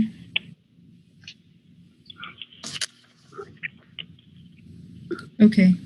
Could I hear Tom's question again, please? My question was, it seemed as though we were just picking numbers like either 99 to start, which of course then they would change it in 2023, or 102 for a total of 5 years straight. They just explained to me, because it seemed like we're picking numbers out of the air in one sense. Why could we pick 99 versus 102? But they specified it'll be capped for 5 years. And that this actually, I understand now by the explanation that this rate we're picking for the metered customers will also be capped for 5 years. So it is, in a sense, fair. And that is the percentages about the same? That was my concern. Did you ask that question? I tried. You're explaining it better than I did. Is it relative? Is it fair? Yeah, the percentages are about the same. Okay, yeah. It's hard for me to understand on the phone. I get a big echo, so thank you very much. Ms. Manley had her hand up. Yeah, if you look on the memo that from Steve says regarding consider sewer billing quarterly fee increases, it reflects that on there. It's about a 7.2 increase and a 7.5 increase. I don't know if those are the exact figures for that, but they're pretty close. Yep. So it's on the memo from Steve. Okay. Yep, right in the middle. Paper clip to that also has the numbers that we're coming up with. Okay. The 678 and the 102. All right. Okay. So we have a motion. Yeah, Miss Sewer, I just want to be perfectly clear. These are not arbitrary. No. We have just spent $600,000 on a SAW grant. Part of that was that it came out, and we have an option to do it yearly, or we can do it a constant rate for 5 years. And right now, the board is selecting the constant rate for 5 years for the different options. So I want people to fully understand a lot of time, effort, money went into it, and we're presented with alternatives if we so choose them. Mm-hmm. Thank you, Ms. Zelenock. Okay, so it was a motion by Chalkley, and who supported it? Could you repeat the motion, please? Okay, the motion is to approve increasing the rates for sewer service to metered customers to $6.78 per 1,000 gallons effective November 1st, 2020 through November of 2025. It's Manley supported. Manley supported. Yeah. Thank you. Thank you. Okay, so roll call, please. Belliger? Yes. Chalkley? Yes. Manley, yes. Otto? Yes. Chick? Yes. Dockett? No. Zelenock? You're muted, Lenore. Yes, thank you. 6-1. Thank you. All right, and now we're on to the system development charge. So this charge it's also known as a connection or tap-in fee. And this is when someone is new to the system and they're tapping in their house to actually have access to the sewer system that everybody's been paying for all these years. This is their purchase of a portion of that the capacity that has been developed over time, and so that's where this comes from. And I'm sure Mr. Rubel could be more articulate about this. We would like to raise this to be a reasonable rate to take into account the fact that we have done these system improvements. Mr. Rubel, do you want to give a better explanation of I think you did wonderfully. Yes, it is. The system development charge is the amount charged a new connection to compensate essentially the current customers the value that they invested in the system. You said it very well, and our calculation showed that you could justify a number. And I'm just having trouble finding it. 7,430. Yep. Okay, so you could justify that number. You currently are at 62.65. You don't have to charge the 74.30, but you certainly could do that and justify it. So is the 7683 was still within range? Is that still a good number? That's at the time. That's at 2024 to 2025. Right. Well, again, do we want to keep increasing it every year or just go there? Is there a reason to do that, Mr. Rubel? I know there's rules with the bolt. Yeah, I was looking at the table. Did we present a constant rate for that? No, we didn't. Rate it to a future year. No. Constant rate. Then I would adopt the current number. Okay. Thank you. Okay. Because I was going to also ask, should we average it over 5 years? I don't think you should. No. Okay. There's been lawsuits over that. Okay. Well, let me ask you. Because we did the others at 5 years, I thought maybe we do the same. So that's fine. I think this is a little different. Go ahead, Ms. Zelenock. It is.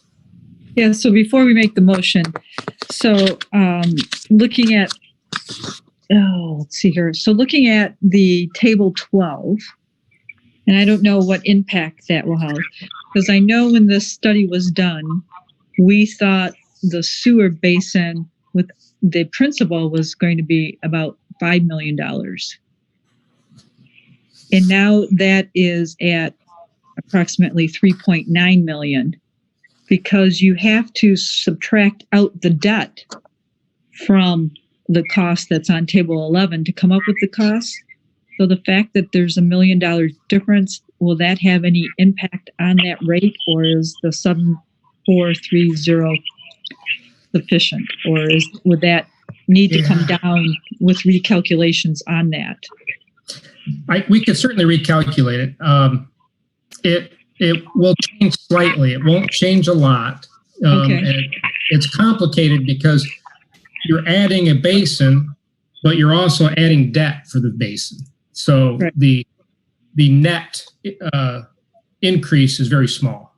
Okay, so you're comfortable even with the change in the principal, about $1 million, that the $7,430 is still sufficient? Or still I think you're going to be close. I think you're going to be within a few $100s at worst case. Okay, so that would be okay to do that? Well, you could always round down to 7,000 or 7,200 or something, if you wanted to be safe. Well, I keep thinking about the pipes and everything that we're going to have to be building. And, connection fees are pretty important to a decent amount of money to improve the transmission lines that we actually have. So, I mean, I'm inclined to just let it go at 7430.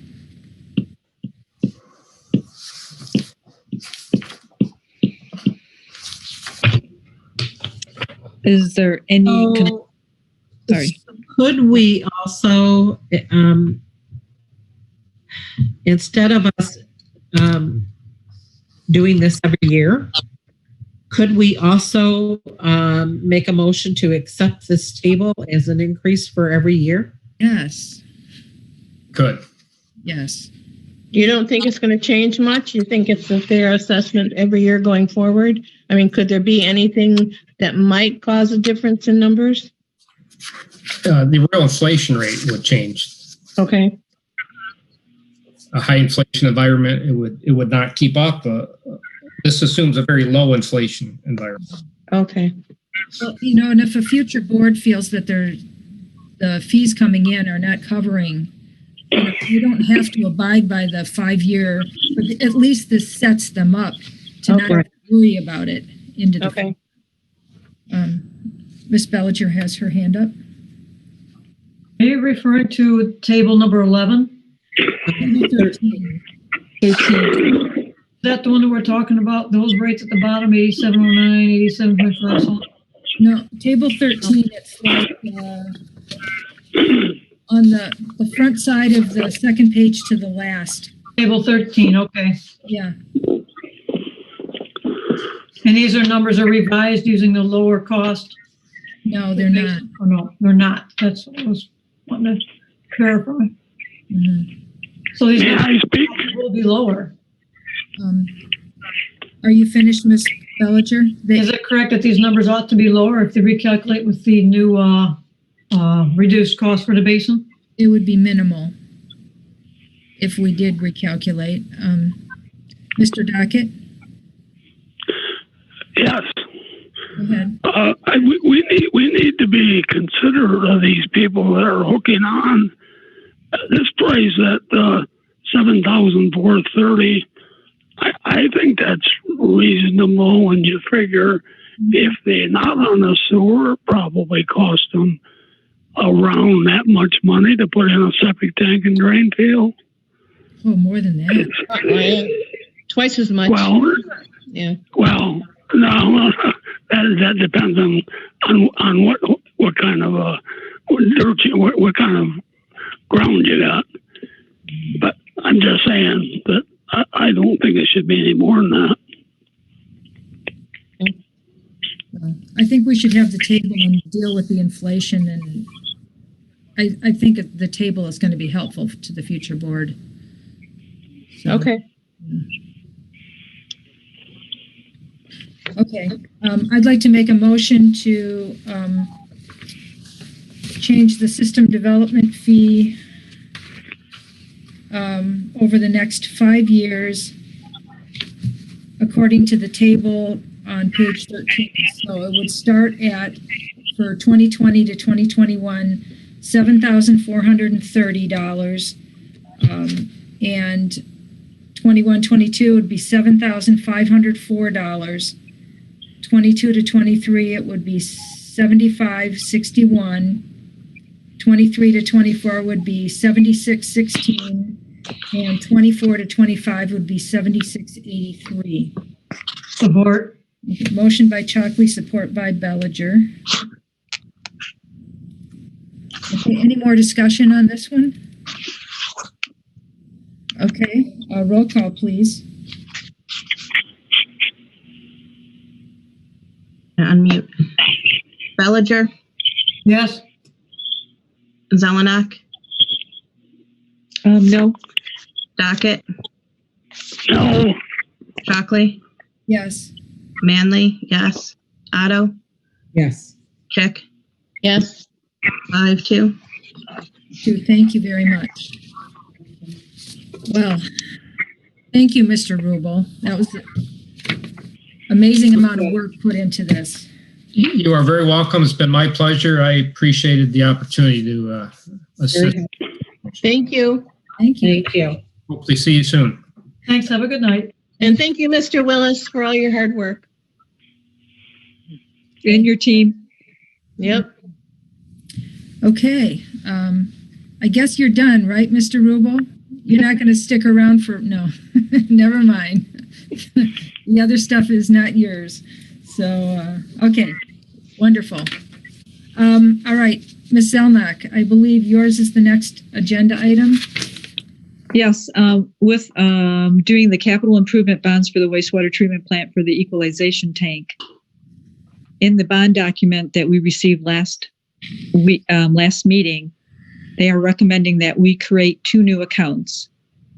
One is the debt retirement fund, and this is for the improvement bonds for the actual basin. And then the other one is the that's the payment. The debt retirement fund is the payment for the interest and principal. And the other one is the actual construction fund, which would take in, once we do the bond offering, we would put the money into that new account. They are recommending 2, again, the debt retirement fund. We are unsure if we truly need that because we don't handle all our other bonds that way. We handle them through a fund. However, I will be making a motion to ask for both, in particular if we need the debt retirement fund so that we can go forth and establish it. So that's the background.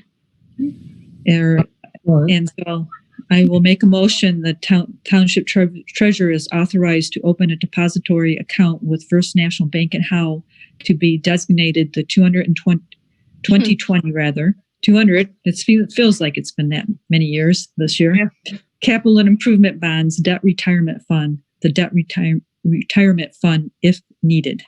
I'll support. It's a motion by Ms. Zelenock and support by Ms. Chick. Do we have any more discussion on that one? Ms. Otto? I wanted to just clarify it. This would be the basin payment. Would this be the payment after the construction is done or before the construction starts? It will be before it will be once the bonds are issued. Our first interest payment will be in April of the following year, 2021. So whether it's this one first. Pardon me? So it would go into this one first.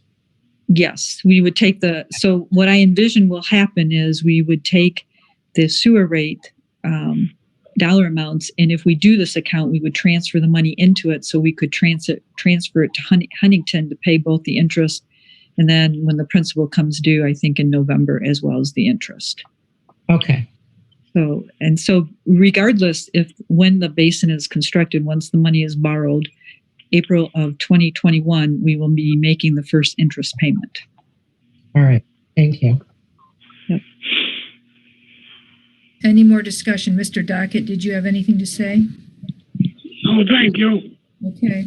And again, we say if needed, because right now what we do is we keep everything in our MIF account, our main account, and we transfer the money into a debt fund account, and then we pay it out of, we keep track of it that way. But they are recommending this, and I will work with Yvette Starbuck, our controller, to determine, and most likely with our auditors as well, to make sure that it's handled as stipulated and required. Okay. Okay, so I have a quick question about the First National Bank in Howell. Were you concerned about, at some point, collateralization? Is that no longer a concern? Well, we do the cash sweep now, where it basically sweeps out cash insured sweep, I think is what it is, CIS. So what it does is it sweeps it out every night and goes and puts it in our funds in different banks at $250,000 increments. Okay. So there's no concern anymore. Okay, thank you. Yep. Roll call, please, Ms. Manley. Shockley? Yes. Otto? Yes. Zelenock? Yes. Dockett? No. Manley? Yes. Belliger? Yes. Chick? Yes. Pass 6-1. Thank you. Okay, the next motion is the township treasurer is authorized to open a depository account with First National Bank in Howell to be designated 2020 Capital Improvement Bonds Construction Fund, the construction fund. Support. Oh, sorry. Oops. Who's supported? You can give it to Belliger. Oh, okay. Motion by Ms. Zelenock and support by Ms. Belliger. Okay, any discussion on this one? Roll call, please, Ms. Manley. Chick? Yes. Dockett? No. Belliger? Yes. Zelenock? Yes. Manley? Yes. Otto? Yes. Shockley? Yes. 6-1. Thank you. Okay.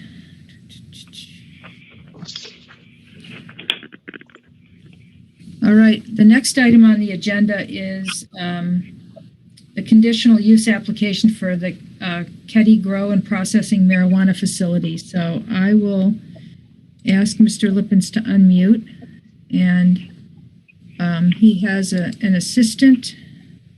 No, she's not on for this time. Okay. Yes. Let me start my video. Thank you, Supervisor Shockley. Good evening, board. We do have a member of the applicant's team, Keyshawn, in the audience. I believe Keyshawn would like to present the conditional use to the board. No.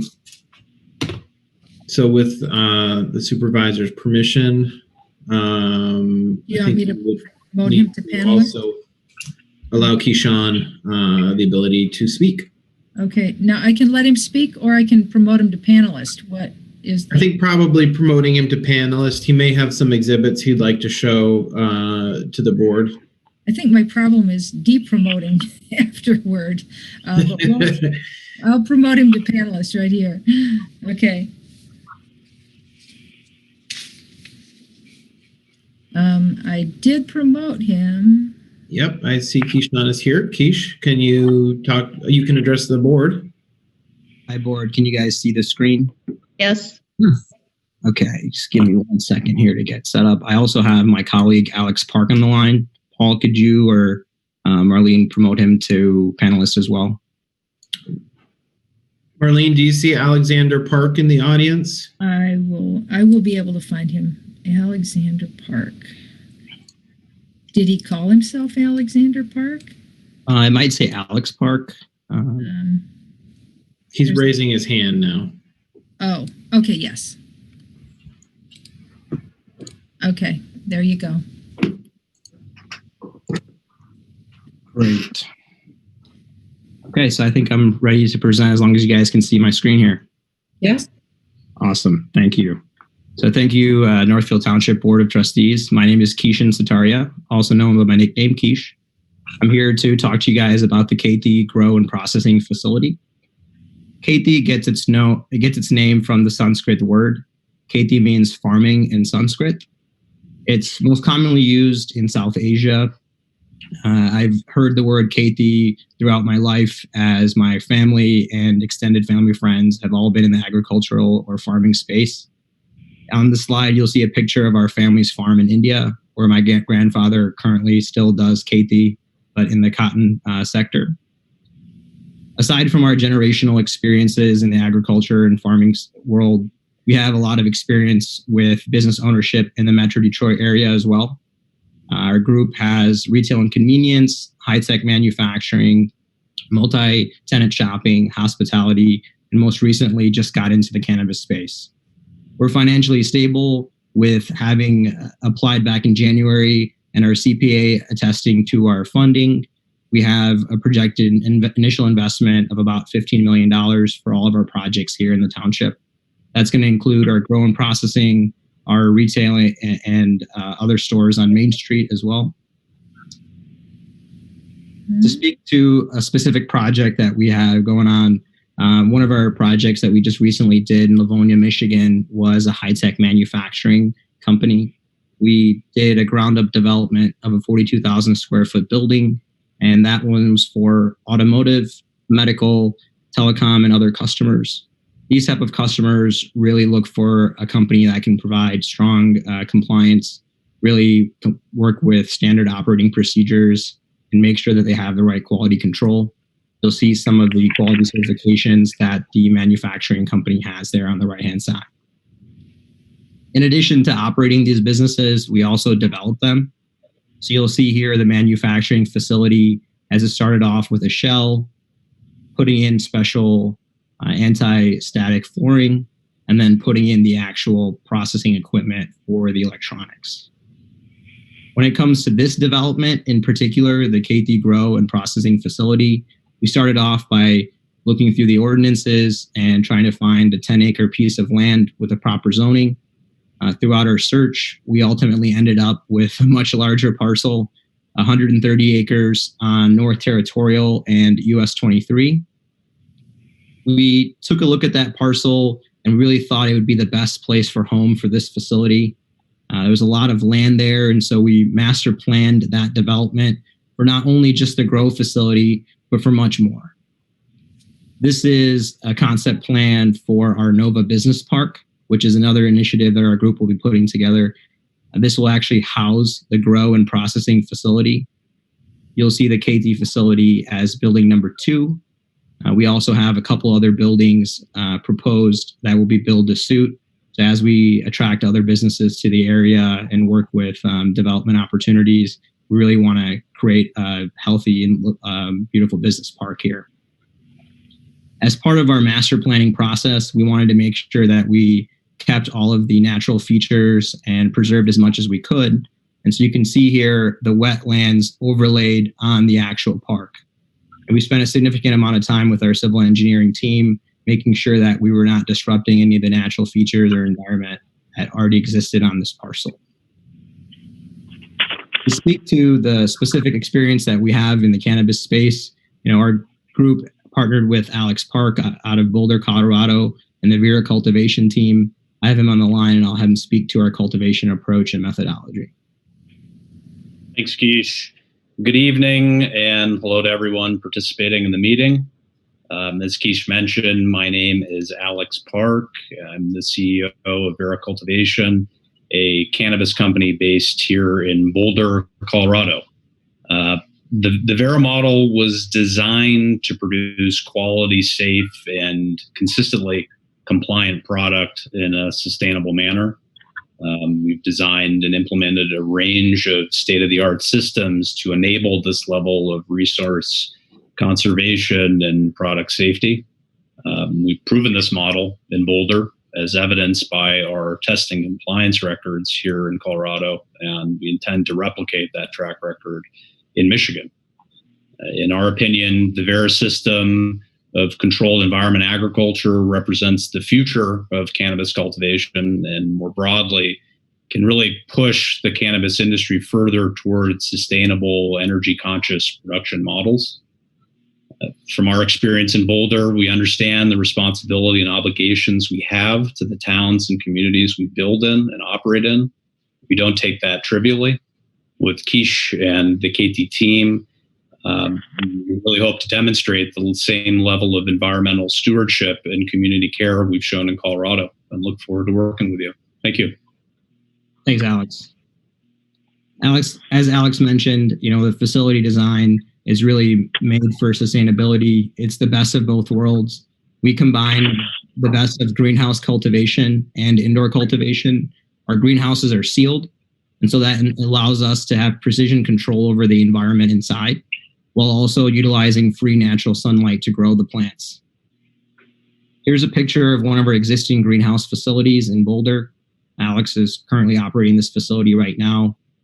As you can see, it's not your standard, greenhouse. It really is state of the art. We use a recirculating hydroponic method called deep water culture. Our plants really love it. They come out healthy and green. As Alex mentioned, the safety record of our products also speak for themselves. The Kheti facility is designed to use the Vera model and really iterate off of that for maximum sunlight transmission. That'll really help us create a low footprint, along with some of the other initiatives that we talked about, like having a 100% hydroponic facility. That'll make sure that we don't have to truck in soil or other mediums. And we also recapture and reuse the water that we feed our plants. We have blackout curtains, like I mentioned, so you'll see traditional greenhouses in the space that actually pollute light, like you see the top right greenhouse there. And our greenhouses also actually have the curtains. So on the bottom left picture, the curtains are just closing, and on the bottom right, they're almost fully closed. So there's no light that leaks out of the greenhouse into the night sky or the atmosphere. Additionally, that helps us keep our low utility footprint. So we're not, blowing up transformers or having any issues when it comes to electrical. The beauty is we're also located right next to DTE. We're neighbors with DTE and their substation. We've been in constant touch with their team, and we have the capacity for this project and for the rest of the park. As it pertains to community outreach, one of the initiatives that we're really, really excited about is our new business development competition. We've outlined the nature of the competition and some of our plans back in January in our original, couple 100-page application. But essentially, we'll be working with the township board and the residents to vote on a business plan on an annual basis. Will really help support the winner of that competition to bring that business plan to life, give them capital support, legal support, marketing, and any other resources that a small business would need. And that would really help attract not only our business, we've already been attracted to the community, but to attract other businesses in the community as well. As part of our development agreement, we're really excited to have a 50% or higher resident labor force. We think that's going to really tie us to the community, having a lot of locals come in and work for our team. We also want to host seminars and meetings so that the community knows what's going on with the space. They know the product types that we're coming out with. They know safe consumption methods and other things around the product in our operations. We have gone ahead and adopted both Main Street and North Territorial for both of our projects. This one's going to be on North Territorial, actually on its own private road, but we've gone ahead and adopted the main road there for the business park. We'd also like to work with community partners. There's a variety of different groups in the community that could use some support, as well as work with residents and the board. We think this is going to be more of a fluid process as the needs of the township and the community and the residents change. We'd like to adapt with them and help the organizations that really need it at that time. Last but not least, public safety. Our grow and processing facility is projected to be in its own private, secure, gated park. There's no public access. The other portion of public safety is to make sure that anything that we actually produce is quality and safe product. And as Alex attested to, we've had a great history in Colorado working with our labs and working with our operators on making sure our product is safe and clean and meets all of the state's regulatory requirements. We're also going to make sure that from a privacy and screening standpoint that the facility is invisible with landscape screening and fencing. There's going to be limited consumable products on site. So if you actually think about the process, it's akin to like tobacco, where it needs to be harvested, dried, and then the product's in a usable state. That's about 1% of the time in our facility. Right when it's harvested, dried, the product is then packaged, tested, and transported away. Although, thieves aren't the smartest folks, so we're going to still have an extensive CCTV access control system and on-site security. We are directly adjacent to the highway as well, so we're hoping that it'll just be a quick and easy hop on and off for any secure transportation. Overall, we think we have a very solid project for the grow and processing facility, as well as the overall park. We look forward to working with the township, the residents, the board, and community partners to really bring this to life. Thank you. Thank you. Mr. Lippens, I'll turn it back to you. Yes, thank you, Keish. Thank you for the presentation. Trustees, this evening, you have a recommendation from Planning Commission to approve the Kheti facility with the condition of completing community benefits or development agreement. Keish outlined in his presentation some of the things that he's proposed for community benefits.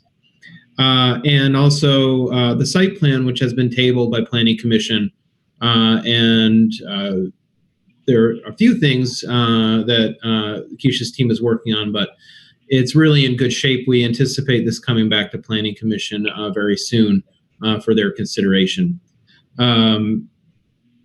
As with our standing recommendation, we recommend that the board list findings. You do have the conditional use criteria that you could base findings on, finding that the site has met the township's conditional use criteria. And Keisha and his team are here tonight for questions. I will note, and I did note in my cover memo that right now this is the only application pending in the township for a grow facility and processing facility. So I can take questions, and I'm sure Keisha's here for questions as well. Ms. Belliger has a question, and then I do. Go ahead, Ms. Thank you, Madam Chair. Is this facility here connected or related to Pure Buds / Pure Market? I saw on one of the slides there was I don't know if they're working with them or if they're related to them or just yes. So both, they are separate projects, and for the board's purposes, you're considering them separately, but they're both owned by Keisha's company. So Keisha's proposing the retail arm of his business and the growing and processing arm of the business, both in the township. My question was, would there be two motions, one for the conditional use application and then a second motion to approve the permits? Or are they the same thing? with respect to the marijuana license or permit? Right. Well, there's a conditional use permit that we would need to provide to the grow facility just for its location, correct? But then we haven't awarded any licenses. The state does. Yeah. Pardon? No, We do. I thought we. Yes. So you have a permit that would be awarded upon completion of all of the development process. Tonight, you are just voting on the conditional use. Yeah. No action on the permit this evening. Right. No right. license. Yeah. Oh, okay. Well, why would he build if he wasn't going to get any permits?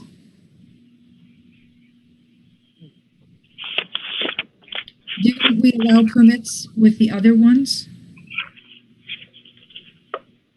I'm sorry, what's the question? Didn't we provide permits when we approved conditional uses for the retail and provisioning centers? You have not taken, you did not provide a permit. You did not take any votes on the permit for any of them. So you have voted on the conditional use. Right. Only. With the conditional use, essentially you're giving the right for them to complete the process and get the permit. You're not taking a vote on that part of the application. You're right now voting only on the conditional use application. Okay. Good enough for me. Ms. Chick?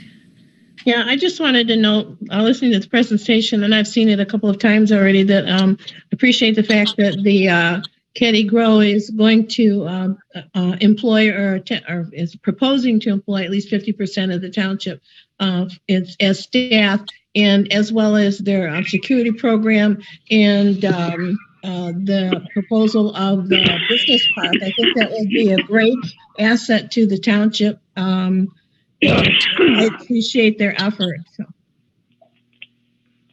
Yeah, that was a big plus for me too. Yeah. Ms. Zelenock, did you come on? No? I'm all good, thanks. Anybody else have questions? Mr. Dockett, did you have questions? No, thank you. Okay. Well, Ms. Chick, since this is Planning Commission, would you like to make a motion? Yes, I'd like to make a motion to approve the conditional use for Kheti Grow and processing facility with the conditions provided in McKenna's memo of October 22nd, 2020. I'll support. Okay, motion by Chick, support by Otto. Any more discussion? Okay, roll call, please. Otto, Yes. Shockley, Yes. Belliger, No, I don't feel this is good for our community to welcome these businesses. Thank you. Dockett, Yes. Manley, yes. Zelenock, Yes. Chick. Yes. So 6-1. Thank you. Okay, did you need specific conditions? Within the They're motion. listed in the memo. Yeah. Do you want me to state them? Sure. Okay, the Planning Commission and the board, after review of the public comments, find that the site has satisfactorily met the conditional use standards. And then number 2, all the township, county, and state regulations are met and approvals are provided within 180 days of board approval of a conditional use. Failure to complete this process shall void the conditional use approval. And number 3, the Planning Commission and or the board, upon reviewing the results of the merit-based criteria, find Kheti with a MFVLDA score of 6 and supplemental scoring evaluation of 19 has substantively met the township's merit-based criteria. Okay. I was looking at the, on the back, there was this worksheet, so. Oh, okay. Yeah, he lists them in the memo. He does. He lists them all in the memo. Okay. All right. If everyone's happy with with that, we can move on. Thank you. Mr. Lippens, did we do what we needed to do for you and for?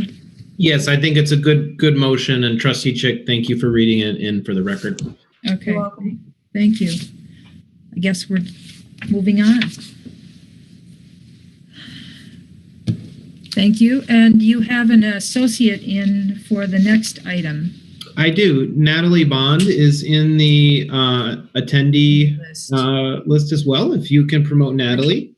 She's been working with the Parks Commission on the Parks Plan and has an update for discussion this evening. Okay. And Natalie, all right. Natalie, are you able to start your video? And I am. 1 second. Let's see here. All right. Good evening, everyone. Thanks for having us. So I also have just a short presentation to screen share. So I'll do that in a moment, but I just want to give a quick overview here first. So at the August 11th meeting, the board had authorized the Parks and Recreation Plan update for the township. And since then, myself and the subcommittee, we've been hard at work progressing through the material. And as we know, to be eligible for the land and water conservation grants, the township must have an approved parks plan on file with the DNR. And with the funding that was approved at the August 11th board meeting, we're about a little more than halfway through what we need to do for the document. But to complete a number of tasks identified by the Parks and Rec Commission and the subcommittee, we're asking that the Board of Trustees authorize phase 2, which would be $4,500 for the parks plan to complete it as necessary. And then if I could, I just want to provide a short slideshow that has some updates with some of the stuff that we've gotten done. So let's see here.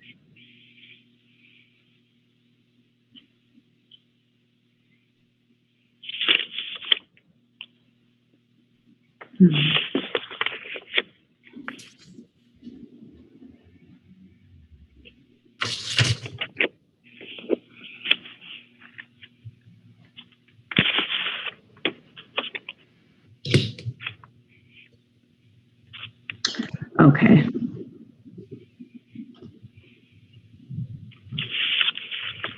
Okay, can everyone see that? Thank you. Okay.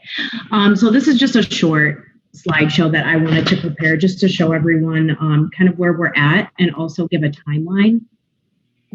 So, okay, as we know, the Parks and Rec plan, it always needs a 30-day public review period and public hearing notice. So it is kind of a tight timeline that we're in as of now. So by December 28th, we need to have the 30-day public review period out for the public hearing notice for the board meeting on January 7th. So at the January 7th meeting, I'm going to present just a draft version of the plan to the board so I can get any comments that you all may have and put that into the final draft before we take it to the Parks and Recreation Board as well as the Planning Commission. Final approval of the plan is not required by the Parks and Recreation Board nor the Planning Commission, but it is advised and recommended that we do get that approval as well. It just, it's good to have everyone on the same page. So then at that point, we need to present the final version of the plan to the Board of Trustees, in which we will need your final approval on that day in order to meet the February 1st deadline. And that would be the deadline where we would submit to the DNR for grant funding. Okay, so for public engagement, which we're really excited to do, and obviously with constraints of COVID and things like that, we couldn't do a whole lot of in-person public engagement, well, actually any at all, but we are in the process of finishing the final draft of our survey. That's going to be in a link via SurveyMonkey, and that is going to go out on the 29th of this week. I'm working with the Parks and Recreation Subcommittee right now just to wrap up any final edits that we may have, and then that will be out for public engagement. And then the goals and objectives that the group has picked thus far include engaging community members in recreation and community activities / amenities, health and fitness, funding lakefront community value, maintenance and improvement of existing facilities, natural area stewardship, and connectivity. So what these are the goals that will go into the action plan. And these are the overall themes that we're trying to meet through the objectives. So after we get the survey results back, at that point, we'll be able to draft up the objectives of how we're going to meet these goals. So I'm really excited to do that. I'm excited to get some good results from the survey. The survey will be out for 3 weeks after the 29th. So we'll have it back, I think 3 weeks from that date is November 19th. So we'll see what our results are then. And then I just wanted to include this. This will be the cover page of the document. We really, something that the subcommittee really wanted it to look like was to be in line with the master plan and be consistent with that document, so that when people look at the documents that Northfield Township has, there's some consistency in those. So our graphics team, put this together, and this is what we have so far graphically. So I just wanted to share that. And then with that being said, I am here to answer any questions. And I know that, so Ton has been working closely with me as well. And I don't know if you want to jump in at all, but.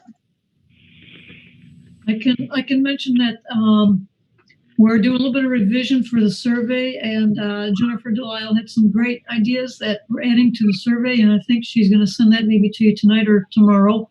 I think that she took kind of our base structure that we had worked together on and trimmed it up, yet also made it more focused and more, should I say, pinning down questions and issues more pertaining directly to our community. And I think that's pretty good. I think you'll see what she has drafted up and be pleased. Yeah. And so I think that's good. So I talked with her this afternoon. We worked on it for about 40 minutes this afternoon, so too. I see that, well, you said that you were expecting to wrap up the survey by November 19th. It will be out, so let me make sure of that date though, because it's going to go out on the 29th, and then 3 weeks from that date would be November 19th. Yes. Okay. Well, my concern is participation, because the last Parks and Rec master plan had 38 responses. Okay, it was based on 38 as far as I understand it. And we have a newsletter that's going to go out with the tax bills to all of the taxpayers in the township, and that will go out for December 1st. And so if it can at least stretch a week beyond that or something, you may get a lot more participation rather than just relying on Facebook, and then it's just the Facebook people, as opposed to everybody in the township getting an opportunity to know about it. So that's just my concern. The more we can get it out there, the better. I agree. It's a valid point. The only problem is the timeline. Yep. So Marlene, that's a great point. And I actually received an email from Jennifer Carlisle earlier, and she said that they're sending out a newsletter on Ton, did she say Friday? Well, it's not. Are you no? They need the artwork. They need the material sooner.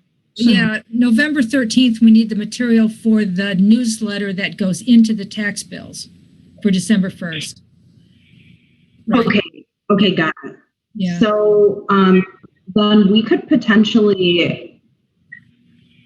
I mean, we could wait. It's just that the timeline is pretty tight right now. We are planning to put it on the township website and also leave copies, like hard copies, at places within the township. Some of the subcommittee members will be assisting me in doing that. And that's a really good point, though, Marlene. I'll look into getting it in that newsletter. Ms. Otto? Is there a chance that we could see the survey before it goes into the release? Because there may be questions in there that need to be probably revised. Okay. So we've done that before. We've done it before, and when we put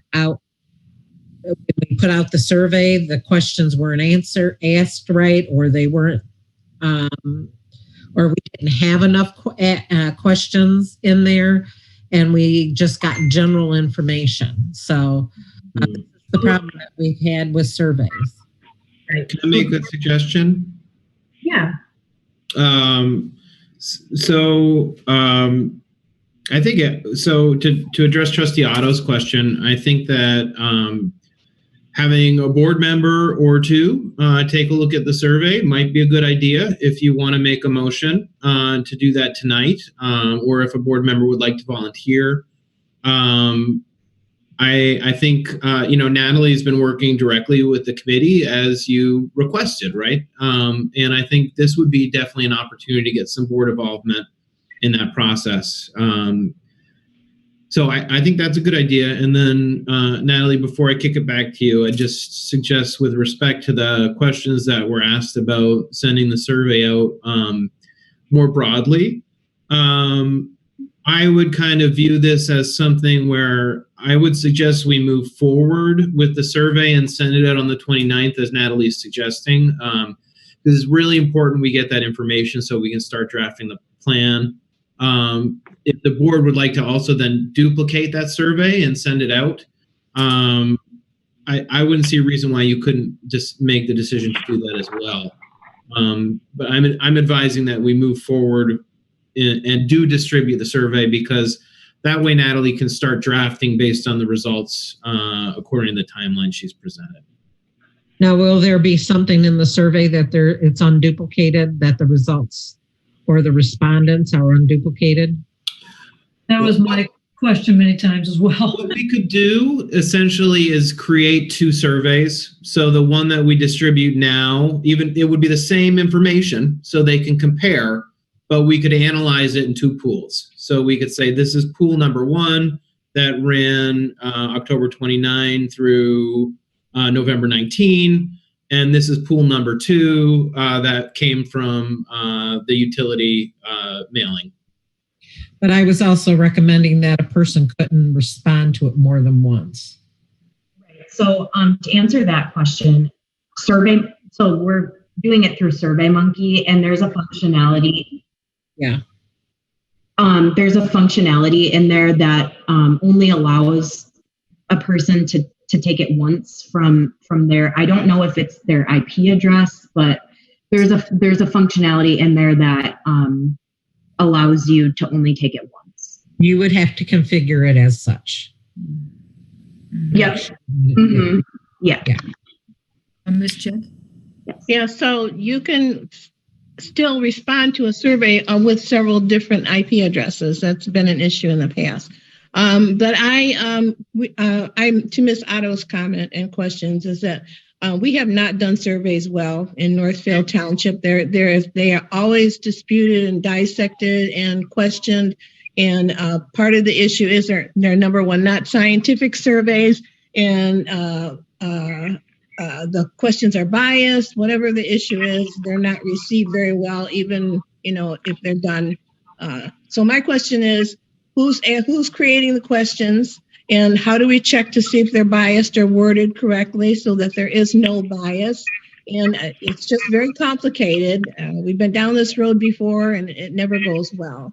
And I know that Dawn is on the planning commission. She's not one of our board members, but this is always. Yeah, that's a great question, Ms. Chicken. That's something that the group was pondering as well. So it was myself and the subcommittee, the Parks and Recreation subcommittee, that created the survey. We actually did like a 2.5-hour working session where I brought my first draft of what I thought the question should be, and then including Ton, we went through each question and made sure to make it so that it's not biased, and make it so that, you know, we're asking appropriate questions for Northfield Township, and we're getting enough data about what people do when they recreate in Northfield Township in order to characterize the community. So we're doing our best to make it not biased, and you know, I've gone over it with the group. I'm sorry, the subcommittee to be specific, and that's kind of how we're trying to mitigate that. And I understand surveys, they do have constraints, but also during this time with COVID, it's not easy to go to a local event where we can talk to people in person, one-on-one. So there is like less bias there when it's in person. But unfortunately, like, we don't have the opportunity right now. So a survey is really the best way that we found. Okay, so one more question with the DNR. We're presenting it to the DNR after we get the information, right? Is there any way to get the DNR involved prior to that? Because I know there's some discussion about the lakefront attached to the North Village property, and actually the DNR has to permit if there's going to be any changes to the lakefront at all, if we can even do it. So I'm wondering if can we get that cleared up ahead of time, or Really, the DNR's level of involvement. Sorry, can you hear me? Yes. Okay. Really, the DNR's level of involvement in parks and recreation plans is basically to just review it against their guidelines in order to decipher which communities should receive funding and which shouldn't. They don't get involved in that level of specifics with the plan. Now, if there's a project on the lakefront that you would like to request their involvement in, that would be something that would be separate. But their level of involvement in these parks plans is really solely just to review it for grant purposes and for funding purposes. Okay, so we submitted to the DNR, and then, but we're not submitting for any grants. We're just submitting it to them so that at the point where we're ready to ask for a grant, they have our information. Correct. Yep. Okay. And Trustee Chick, related to your question, though, I would think, you know, parallel to this process, especially as we get into December and January, we would want to be thinking about the grant cycle and what, if any, lakefront grants we do want to apply for. Correct. Thank you. Any more questions? Ms. Zelenock, go ahead. So just what do other communities do as far as when they're constructing a park plan, as far as surveys? So in other communities we've done, so in Lake Orion, we also did a survey via SurveyMonkey. That's one community in specific. We've also done in-person events where we'll go out and we'll meet with people in the community at a local event and we'll get feedback from them. But with the time that we're in right now, that's not possible. So really a survey is kind of our best bet right now, along with the time and budget constraints. So it's something that we regularly do. We do a lot of surveys in a lot of different communities. We also did one for Garden City, I think, for their parks plan.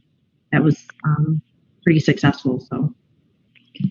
And the other one is it possible to engage the Washtenaw County Parks and Rec and maybe have them just look at the survey? I'm not sure, they might be able to offer some suggestions or see if they have done something similar. Might be a resource.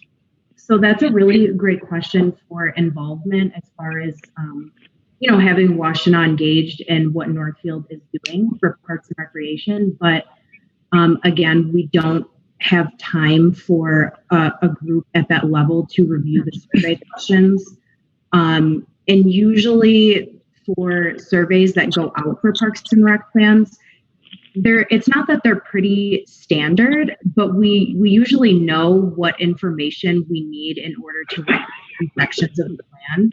And then along with working, with the subcommittee and hearing from you guys, like the community, of what to put in the survey, I think we have a pretty good way of getting data there. So unfortunately, having Washtenaw review the survey, we wouldn't have time. It's Okay. the time constraints. But thank you. All right. So, and we also think that we would still put it in the December 1st tax bills. Is that correct? Correct. Yeah. I would. Ms. Chick? So I just have one more suggestion. I'm looking under graphics and it says $1,500. I can tell you that picture that you showed of the graphics for the front of the master plan, for the Parks and Rec master plan, I had the identical photograph in my cell phone. I will give it to you for free. Yeah, that was I just wanted to show that the document possible cover page as just an idea of the consistency that the group, the Parks and Recreation group wanted for consistency between the master plan and this plan. So with the graphics involvement, it would be the entirety of the plan. So that includes, charts and data and doing the document in InDesign. So we have something that looks very professional and represents the township in the best way possible. So I just wanted to show you that as an example. Yeah, I do have that picture. Nice. Ms. Otto? I would just recommend that for the survey to review, I wouldn't mind being one of those to review it. Yeah, me too. And I could do it this week if you want to just send it over. Okay, so our target date to get it out is the 29th, so that would be Thursday of this week. Yep. I got tomorrow. I can review it. Okay, Yep. so Me too. I'll get with you tomorrow morning, and then after I get with Tom for the final edits, then I can send it out to you guys via email, and then you can come back to me with any comments, and then I can add those in. Thank you. Thank you. Yeah, no problem. Trustee Otto and or Trustee Chick and the board, I would just ask a question too, just for clarification of for Natalie as she works through this. It's my understanding that we would be asking the board to do really a final edit and approval of that survey. So I just want to clarify the role that you'll have in that process. Natalie's working to write the survey with the committee, and as I understand it, the board is requesting a review and approval of that survey before it goes out. So if someone could clarify that is indeed what you're requesting, or if you just want an opportunity to review it. I just want an opportunity to review it. Yeah.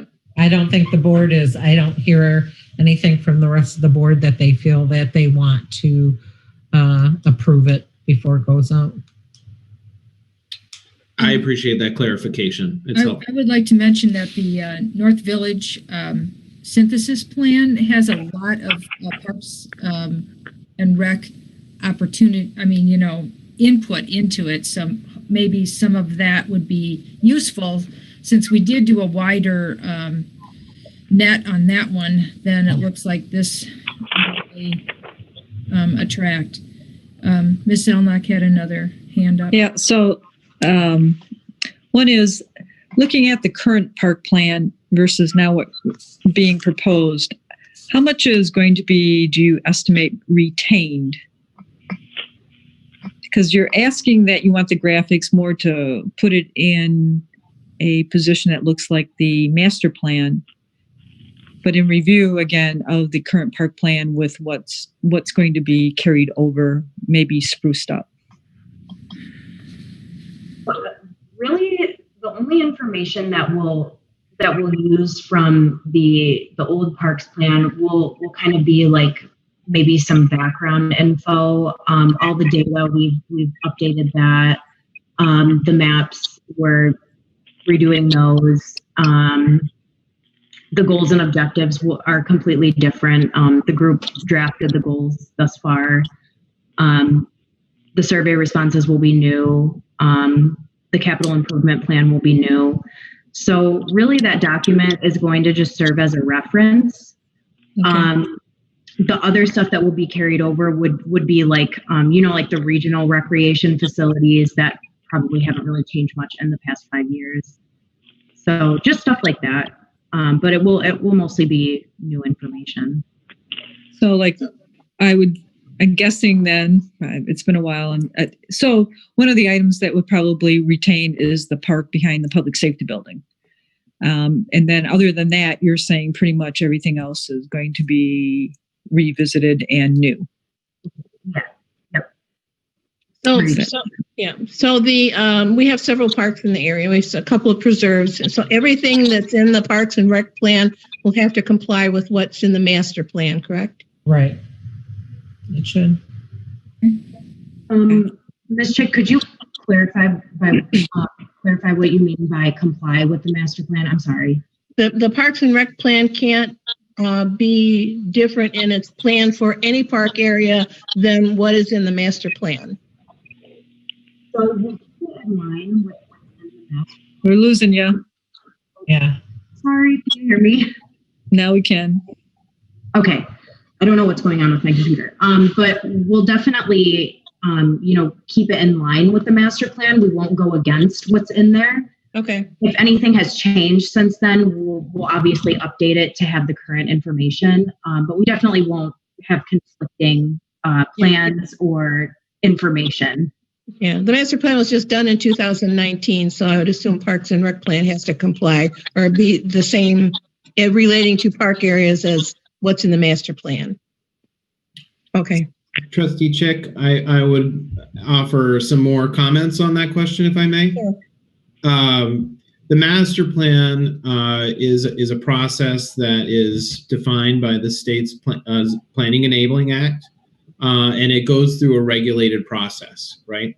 The master plan, which was adopted by the township, can't be amended by the parks planning process. That's what I'm kind of asking. That's why I think she was saying. Yeah. So, but the board does have the option to adopt a parks plan as part of your master plan, but that is not what we're recommending you do as part of the parks planning process. So in January, when you adopt the plan, you would be adopting the parks plan to comply with the Michigan MDNR approval process, and thus by having an adopted parks plan that met those requirements, you'd be eligible for state funding for parks developments. Okay. You could take the additional step of also adopting it as part of your master plan, but then you would have to also go through a master plan amendment process, which requires 63-day public notice. It would the planning commission is the board in charge of that. So I think that background kind of also helps to answer your question. Thank you. Well, if we're done, Ms. Zelenock, go ahead. So again, we authorized 5,000 last time, and now you're asking for 4,500. Do you think this is sufficient, or will you be coming back again and asking for more funds? Can't hear you. Can you hear me? No. Now, yes. Okay, I'll go closer to my computer. Maybe you can hear me better that way. But this will be the last time that we come back to the board for funding. Especially since we're very close to the deadline, we're really going to have to wrap things up pretty quickly here. So the budget that we have put in the memo is sufficient to finish the plan. Okay. I have another question. So obviously you are aware of the waterfront park. So how much emphasis will this plan or is getting for that? And will you be asking, or when do we come back and ask for what kind of amenities are to be or people would like on the waterfront park?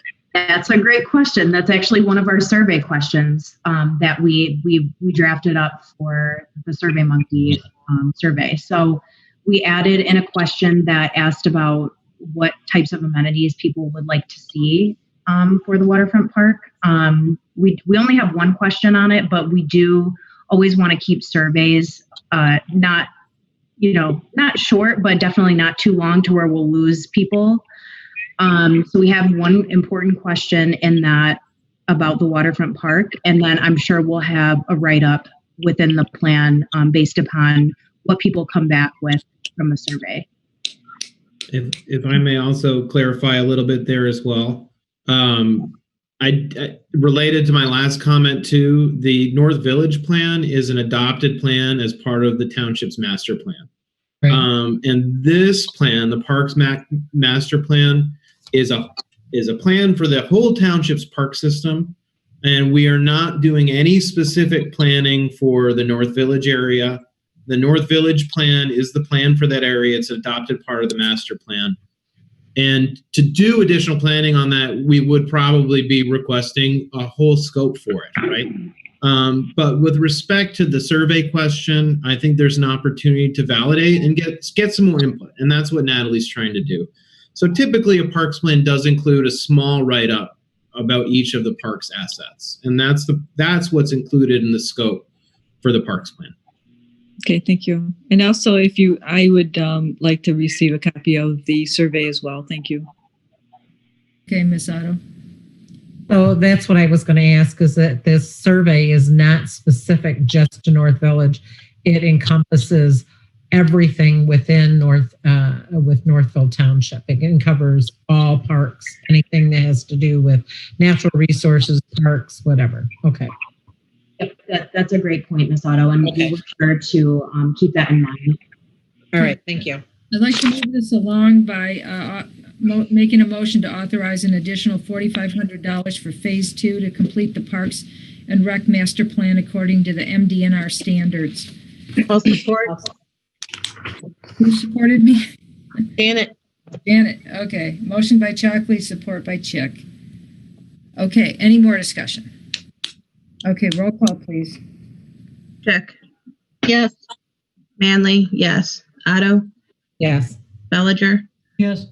Zelenock. Yes. Docket. He's muted. Chalkley. Yes. So I guess 6-0. Mr. Docket. Can you ask him to unmute? I just did. Was he star 6 to unmute? Wayne, you there? Unmute. Star 6. I don't know. Well, star 6. Oh, there he goes. Hello, Wayne. Mr. Docket, your vote? Yes, I'm trying to get, nobody called on me and I'm trying to get in. Well, you're in now. I never said a word about this. I don't want to vote on this till I get through. Oh, you're in, Mr. Docket. Excuse me? What have you got to say? Okay, it's my turn. All right. August 11th of 20, they proposed 9,500 was proposed by McKenna. Yep. 9,500. 5,000 to assist the service of Parks and Recs for the main master plan. Then they wanted $5,000 for something else. I forget what it was. And they want $4,500 for Phase 2, which I believe they got. Now, under that, on this page, is a scope for fees, details. Public engagement, $1,000. Graphics, $1,500. Maps, $1,200. How in the world can we keep track of what all this money that McKenna wants to do up here on this? I can't figure out. Does anybody know how much money that these people are asking for and how much we're spending? It's a total of. And how do you figure it out looking at this page that I'm looking at? It's $9,500 for the entire master plan for the Parks and Rec. And we've all voted, Mr. Docket. What's your vote? You were kind of quiet, Marlene. It's 9,500 total. Is that correct? 9,500 total. What's the total? $9,500, Mr. Docket. Where does it say that? So, Where does it say 9,500? It's the, that is including the phase one that was previously approved. can't hear you, Natalie. Sorry. That was $9,500 includes the previously approved 5,000 from the August 11th meeting. And then today, with the scope that you have in front of you, the total is 4,500 additional for a total of 9,500.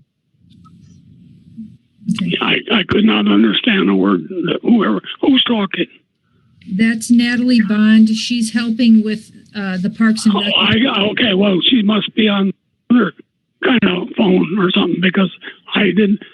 She doesn't come through to my line.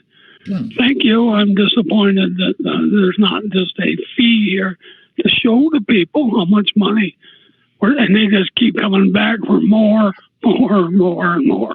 okay, so you're voting no, Mr. Doctor? I think McKenna's way out of line. I'm voting no. Okay, thank you. Okay, what's So the 6-1. 6-1? Thank you. That passes. Does anybody want to take a break for 5 minutes? Or should we? Yes. keep going? Yes. I would Okay. like a break. 5-minute break. I'm going to set my clock. Thank you, Natalie. Thank you, Vote Mr. to have 5-minute recess. Thank you, 5 minute trustees. We appreciate your time. You're welcome. Bye. I move for a 5-minute recess. Yes, we're taking a 5-minute recess. We don't have to vote. Let's just do it.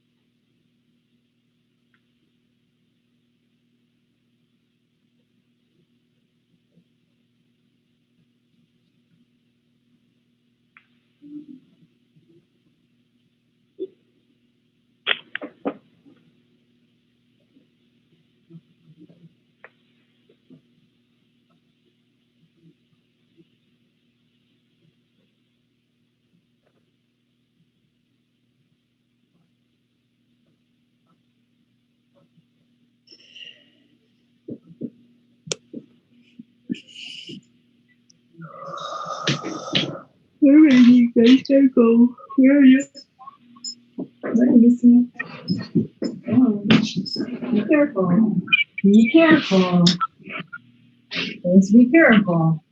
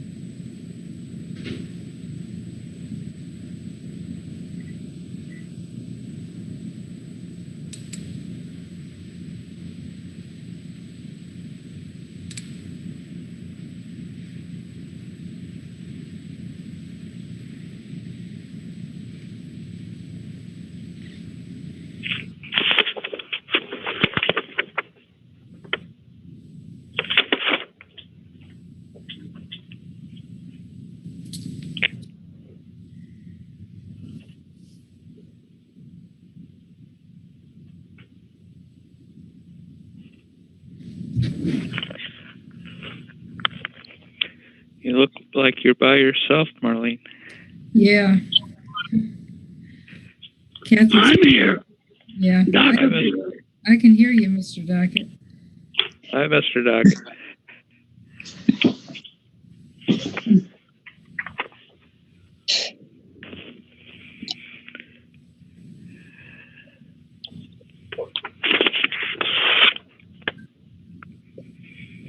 Okay, 5 minutes is up. My timer just went off.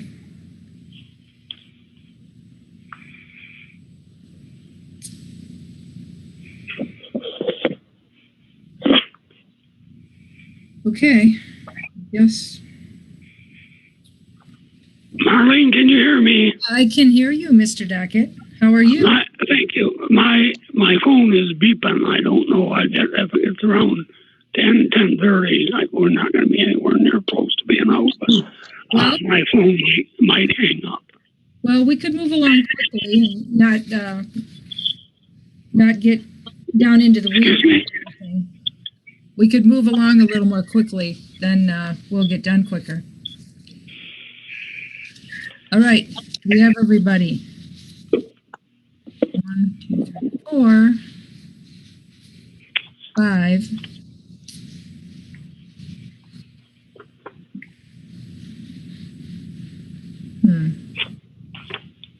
And I bet Miss Zelenock's here. Okay.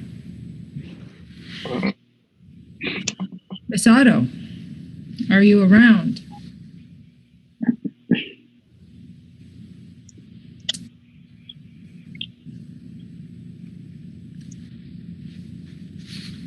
The next item on the agenda is the Personnel Committee's recommendation.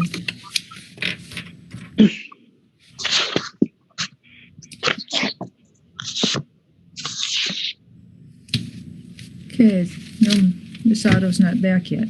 Okay. Well, there were a few items that we hadn't completed the last time we met, and they were raises for the staff. So you have in your packet letters that we received from Mr. Willis and Mr. Wagner about their concern and recommendations of 5% for their staff. So I guess that follows from the Personnel Committee's recommendation for a 5% increase across the board for non-union and non-contract employees. So I guess I'll just, and I made a mistake here on the memo where it mentions under raises for staff right before the action requested, the position that received a rate adjustment in September would not be eligible. We didn't rate adjust anybody in September. I was mistaken. So that doesn't apply. We did give our controller a significant raise. When was that, in May, Ms. Zelenock? So I don't know if you want to take that position out of the 5% raise that we're recommending at this point. I would recommend that we do. Yeah, I would say. Yeah, I agree. It was rather as a large increase. Well, yeah, I mean, the other thing is, we gave the part-timers an increase by giving them holiday pay and PTO time. Yeah. I think that might have added up to about $15,000. I would like to interject on that. Okay, go ahead. Regarding the PTO, I actually want to make a motion. I move to end the holiday pay for part-time employees. I don't feel that was something that we should have done for part-time employees. I feel that holiday pay should be provided as a benefit to those that carry the burden of full-time employment. So I move to end holiday pay for part-time employees. Support. Mm-hmm. Okay, but I was hoping we could take these motions in order, and I guess you can add that on at the end, but... well, we're in the activity now. Why don't we just... You made it. Let's just, let's get it over with and go ahead and vote. So Ms. Belliger has made a motion to eliminate holiday pay for the part-time employees, and she's been seconded by Mr. Dockett. And my reason is because I feel holiday pay should be provided as a benefit to those that carry the burden of full-time employment. This is why. Okay. Thank you. Ms. Manley? You're muted, Ms. Manley. Sorry. I'm in support of this. I mean, I voted yes for it last time, but I don't think I put full thought into how we're going to manage this with the hours worked for the part-timers. So I think it just needs to be revisited. I'm okay with taking it off for now and revisiting it in the future.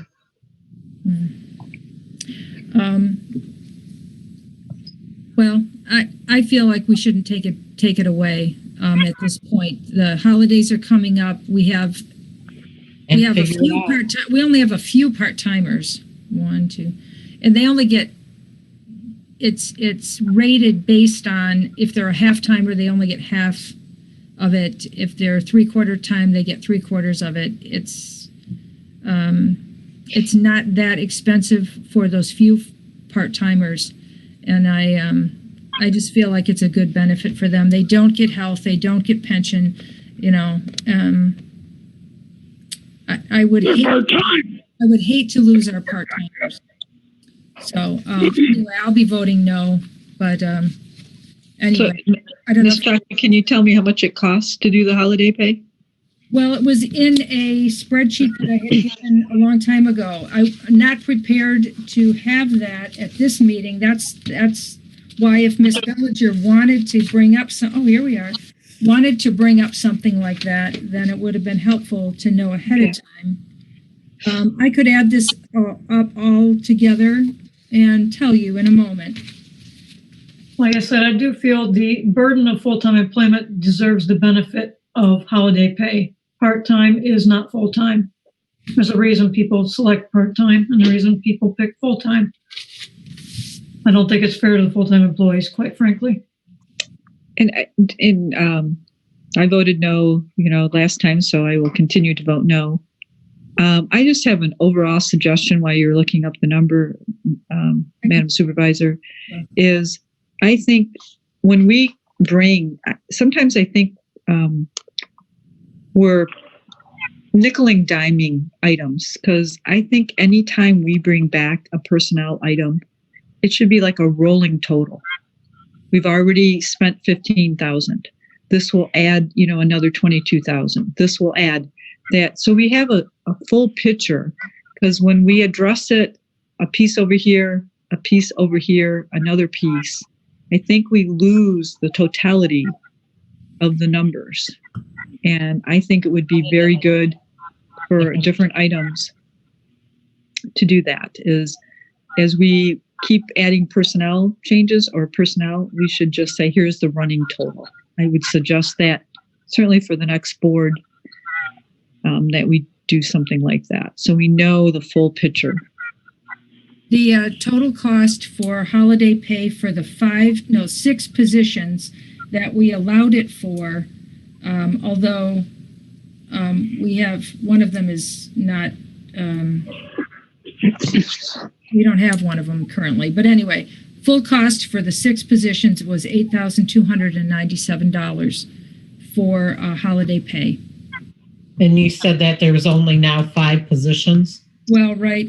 We don't have our front desk receptionist, but when we hire one, that will... Well, no, if that person, if we're hiring from a temp agency, we would not be paying for it. Right. So what was that total again? $8,297. My concern isn't the money factor. It's more of a scheduling timing factor. If you give somebody Thursday, Friday paid for Thanksgiving, per se, that means they need 2 other days off that week to keep under their hours. And we're already having an issue with people going over hours and being short-staffed in the office. So there's a whole bigger picture that's involved in here, is why they wouldn't get paid overtime. They wouldn't get paid overtime if there was a holiday in there. Right, but if they can only work 32 hours, 16 of that is holiday pay. Right. And it shouldn't count. Yeah. Then it shouldn't count. Towards our hours. It does, though, doesn't it? The 16 hours would count towards their 32 hours. Right. It wouldn't be in addition to. Right. Well, that means they have to take another day off. Right. So now they're not just 2 days, they're not in 3 days. Exactly. And then that burden, then that puts burden on the current people that are in the office. They wouldn't be in for Thursday and Friday anyway. Nobody would be in for Well, Thursday. we do have a lot more items on the agenda that we have to... Yeah, so I agree. I think it needs to be more thought out. So we have a motion on the floor, Madam Chair. I guess I'm ready to vote. You ready to vote? Okay. I am. Again, if there was somebody in charge of human resources, that would be amazing, so we could get this figured out. Besides, yeah, I think the whole thing is convoluted with the half time and 3/4 time. I totally agree with Miss Manley that it's really, really difficult. But somebody repeat the motion because I'm lost now. Ms. Belliger made a motion to eliminate holiday pay for part-time employees. Starting immediately. Effective immediately. Okay. Mr. Dockett. Have we, so can I ask one question? Have we already paid any holiday pay? Don't think so. Don't think so. Hasn't been. Because it was so convoluted. Well, I don't think there's been any holidays. It's been recent too. Veterans Day is the next one coming up. Right. Yeah. Okay. Haven't been any holidays. Did we backdate the last one? Pardon? Did we backdate when we voted on it earlier? No. I call the motion. Okay. Can figure it out in the end. Okay. Belliger. Yes. Zelenock. Yes. Dockett. Yes. Manley. Yes. Chick. Yes. Otto. No. Shockley. No. 5-2. Sorry, part-timers. It can be easy come, easy come. Merry easy Christmas. go. Merry Christmas, everybody. Yeah. Okay. I'd like to make a motion to approve the 5% increase for the non-contracted and non-union employees as outlined in this memo, effective July 1st, 2020. So that will be retroactive, except for the position that received a rate adjustment in May of 2020. I'll support. Okay, motion by Shockley, support by Otto. Do we have discussion on this one? I do. Anybody? I do. You do. Okay, there you go. Yep. So I was just, so with the information so how much is it going to cost us? I passed out the chart by email. I know. It should, to me, should be included. Anytime we make a motion, we should include the dollar amount. Okay. And I think we actually made a motion, which I'll need to go find, that said that. This was the week from hell, Miss Zelenock, and it was very difficult to get this packet together. Oh, well. That's the same thing every meeting. Well, this is a new You haven't even learned how to do the meeting. Okay. So anyway, I'm just asking the dollar amount. For you. I'm just asking the dollar amount. Yep. The dollar amount is $26,287.25 for a 5% increase for all the general funded and the wastewater treatment plant positions. I do not have it for the few positions that Mr. Wagner was talking about in his memo. Yeah, I think he has like 400, 2,000.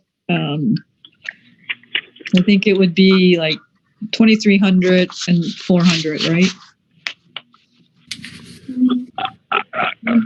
Madam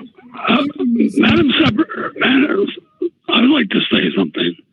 Are we getting backwards here? Why don't we do the personnel, the memorandum first and talk about this? Why are we just going to vote the money and then we're going to go to the memorandum? I don't understand it. Memorandum. Miss Hamilton just is resigning. So here's Well, I have some questions. I have some questions on the memorandum that I would like to have answered before. I want to know why we're giving Sue Hamilton a raise of $1,500 when she retired on the 8th of this month, and that means it's going to be $1,500 annually, and she's retired. No, she's retiring. I can't. If the police department's in there, are we voting on all that? Yes, voting on the 5%. Oh, well, why would we vote on all that and then go to the memorandum and talk about it? We're not. It don't make sense. Mr. Dockett, we're not voting on Sue Hamilton. She has resigned from her position, so she won't count.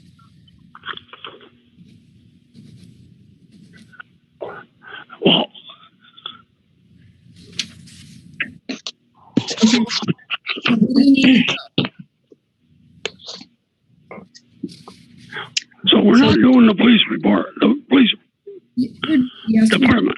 We're doing the police department. I just can't tell you the amounts without looking at the memo. Well, it's like 2,300 and 400. Is that? I believe that's the number. I don't know. Maybe Chief Wagner could join in, but I believe that's the numbers. I see right. Clark for 2288. 2488, it looks like, unless Angela Bennett, she has a 5% law at $200 annually, and then the 2288. Right. And Chris Bishop would be 400. Right. Yeah. So 2428. 88.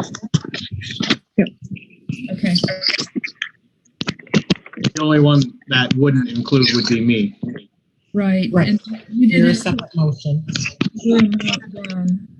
Yeah, but it's So, so you again. So how much is it for Chief Wagner? Because that's what we're approving. Can I ask Chief Wagner a question? I can't understand what's going on. I'd like to ask Chief Wagner. I'd like to talk to him. I'm here, Mr. Dockett. Yes. How come we've been giving her $1,500 raise annually when she's retired? I mean, is this the this was put to, Excuse me. No, I'll fill up. she's already part-time, and this came out. My memo came out before she decided to retire. Well, Does that make sense? is this to puff up her retirement, or what?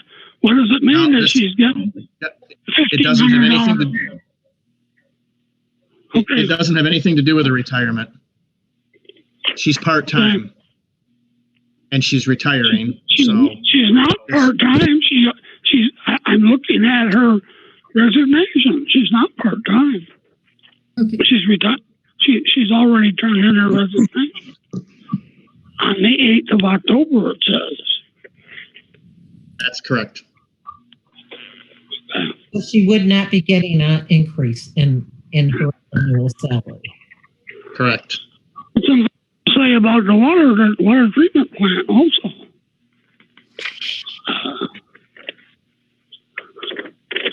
The water treatment plant they got on here, about the center of it, Hammer Township paid their water superintendent, the wastewater treatment plant superintendent, $90,000.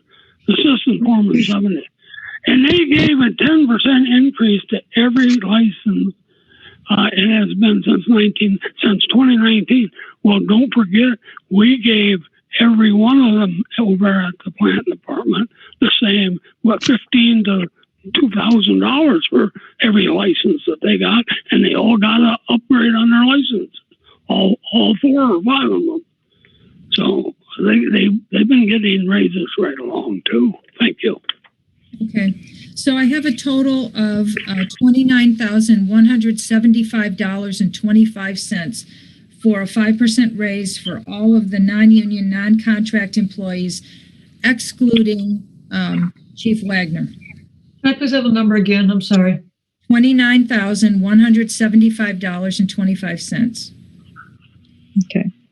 And that now the motion excludes Chief Wagner, is that correct? I don't have the amount for Mr. Wagner, and that's an additional motion coming up next. Is it? I mean, when I look at the motions, it says to increase additional 1%. Okay. I do not see a separate motion for Mr. Wagner. Mr. Wagner, do you know how much your annual salary is? And I'll calculate the percent. I'm sure he does. I hope so. It's in the area of 92,000. I don't know the exact number. Close enough. Okay. So times 5%.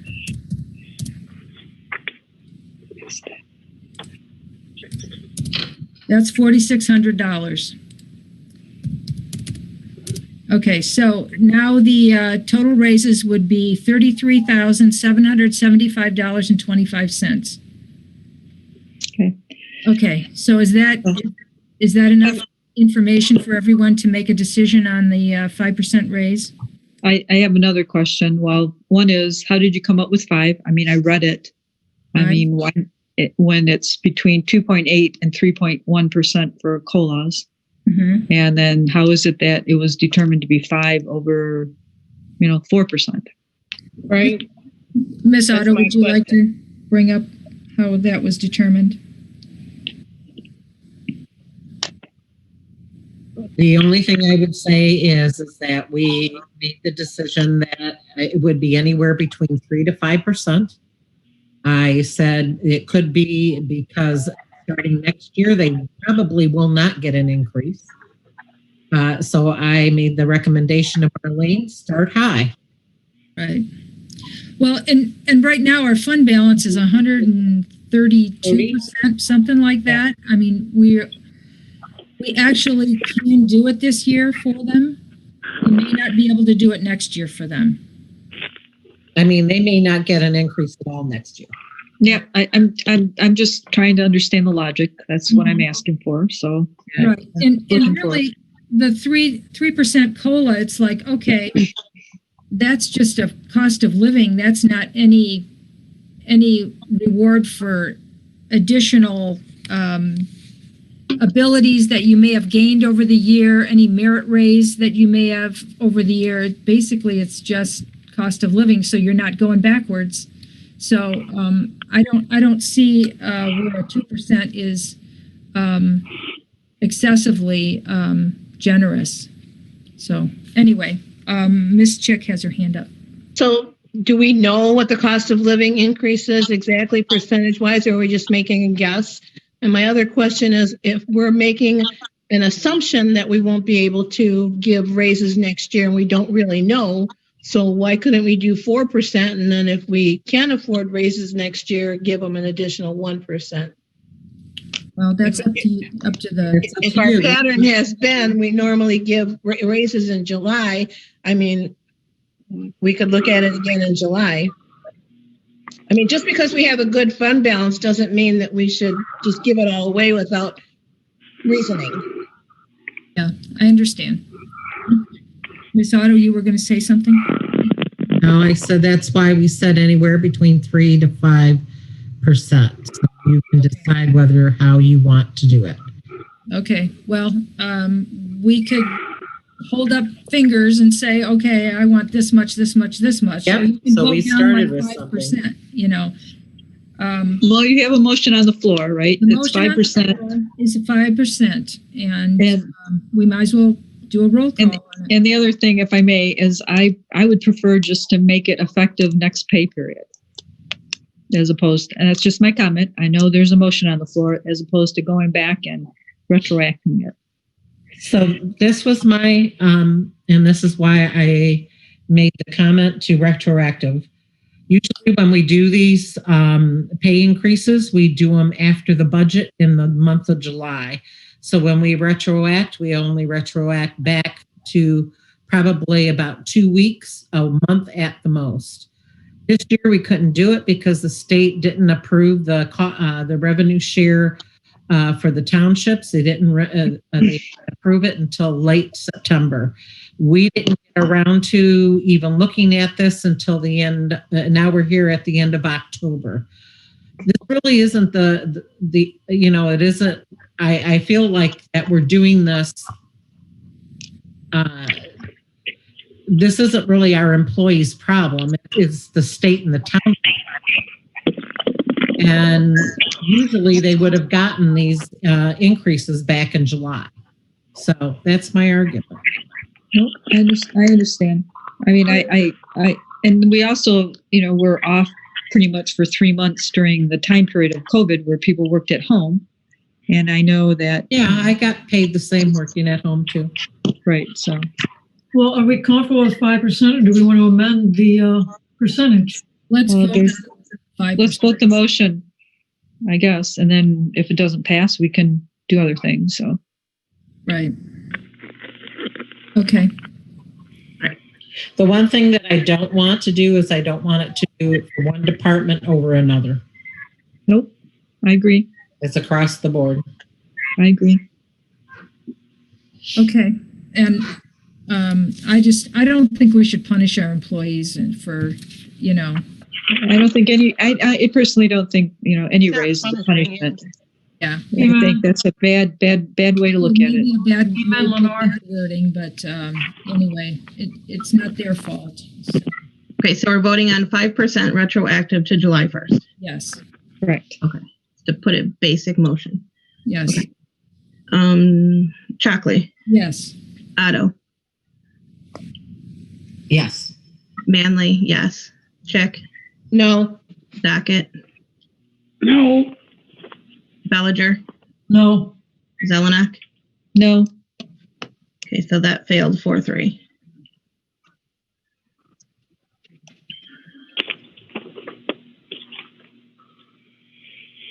Right. Next. I move to approve a 4% increase for non-contract and non-union employees as outlined herein, effective July 1st, 2020, minus the, I guess, the controller, and you wanted one other? No, just controller. Okay. Keith.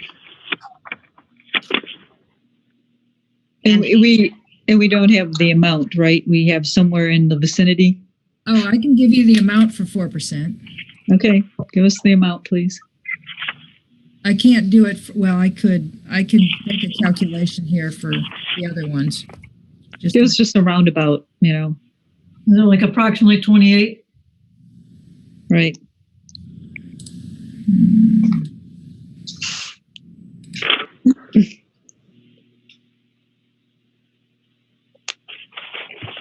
I'll say $26,650. Just do approximately 27,000. How's that? Okay, good enough.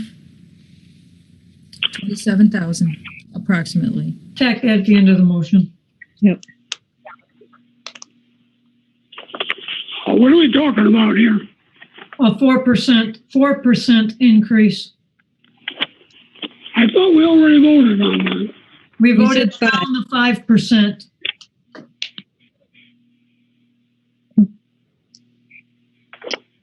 It went down, was it? It went down? Right. Yes, 5% failed, and now we're voting on a 4%. So can I add an amendment that we make that one retroactive back to July? Yes, please. I did. It was in the motion. Oh, I didn't hear it. I'm July sorry. 1st. Yes, I did. Sorry.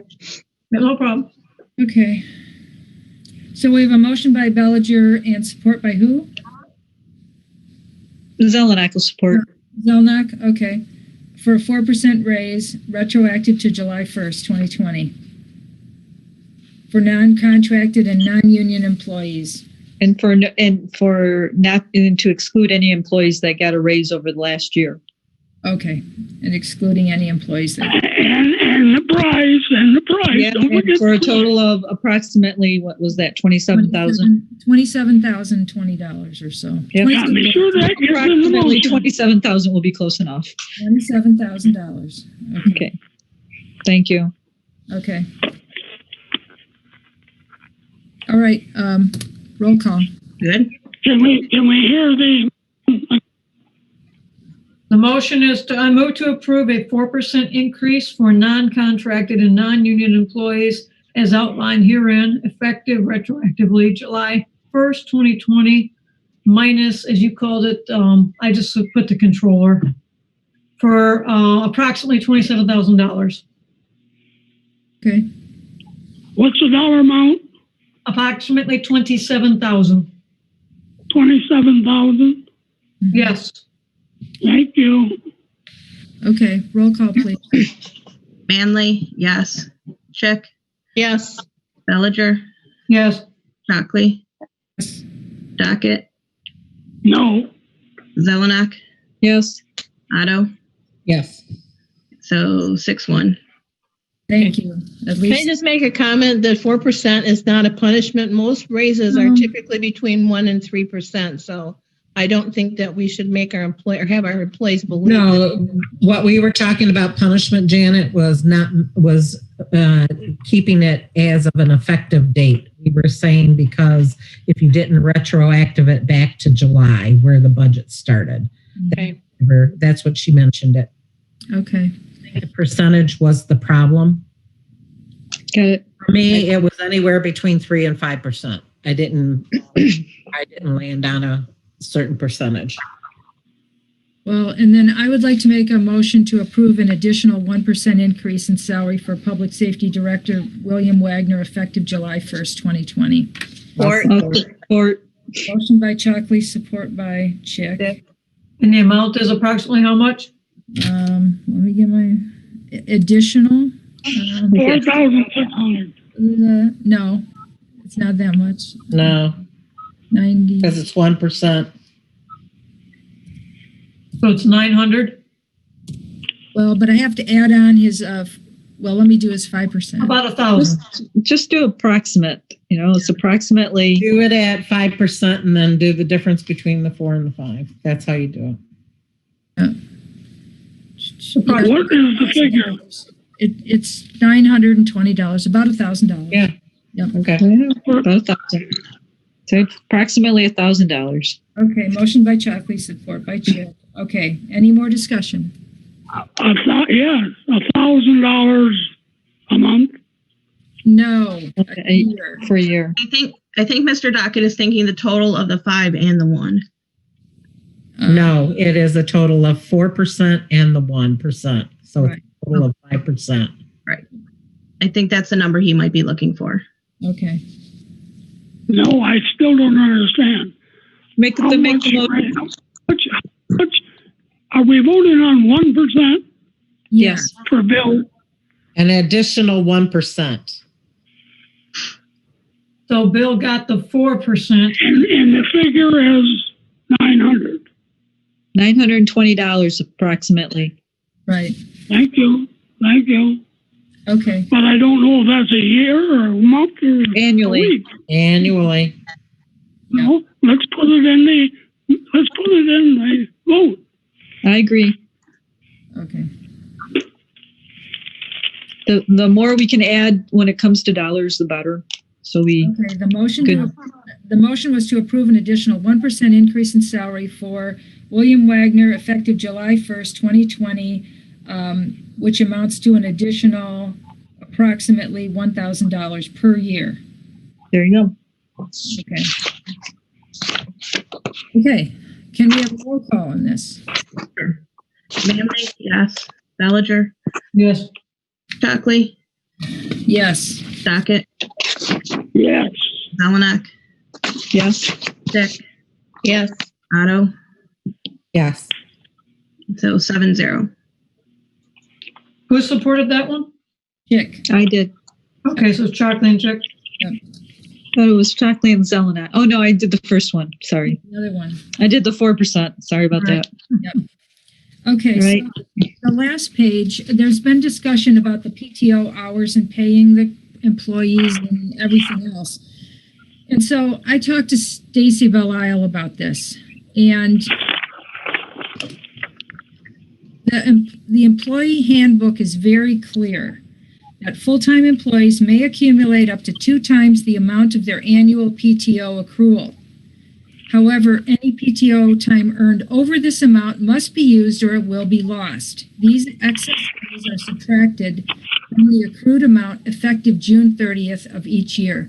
So she says the best course is following our written policy for everyone. So we're not charged with favoritism or so I'm going to make a motion to affirm the current written policy to cap the PTO at 2 years of accumulation as detailed in the employee handbook.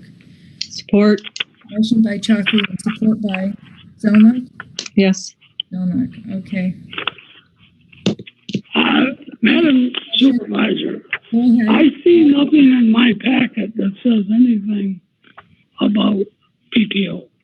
It's the page 2 of the memorandum from the Personnel Committee. It's on the back side of the memorandum, page 2.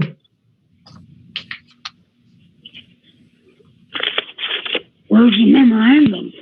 One we just were on with the percentages of salaries increases. So now we're going back to number 6. Is that it? It's double-sided, Mr. Dockett. So it's on the back side, isn't it? Yeah, it's double-sided. So it's on the back side of the memorandum that you talked about. It's on the back side. Right.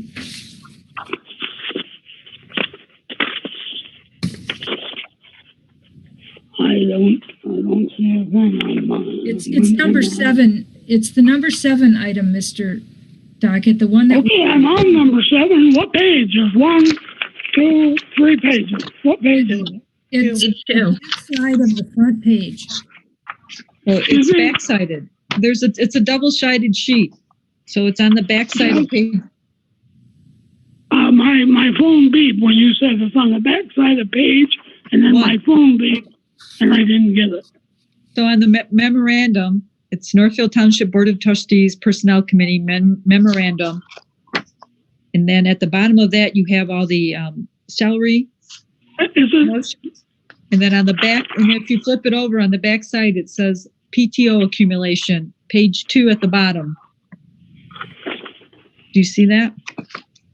No. Okay. Wait.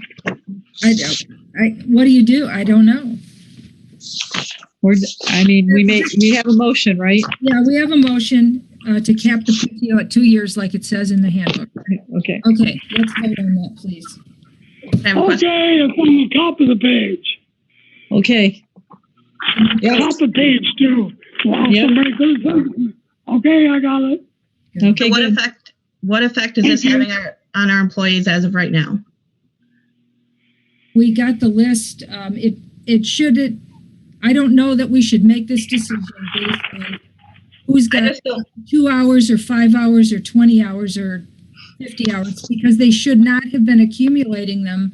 Right. Should not have been tracking them beyond 2 years, period. So The one that it really affects is Tammy. That's true. Right. Okay. Well, it's just that we've known that they've had this for probably the 4 years that we've been talking about this. Yep, exactly. And nobody's ever called it out, which is on us also. But I don't think it's fair for them to lose it. Plus, they've had that long period of time this year where they really couldn't take any PTO days when we weren't working. So I just don't. They could have taken PTO days while they were not working.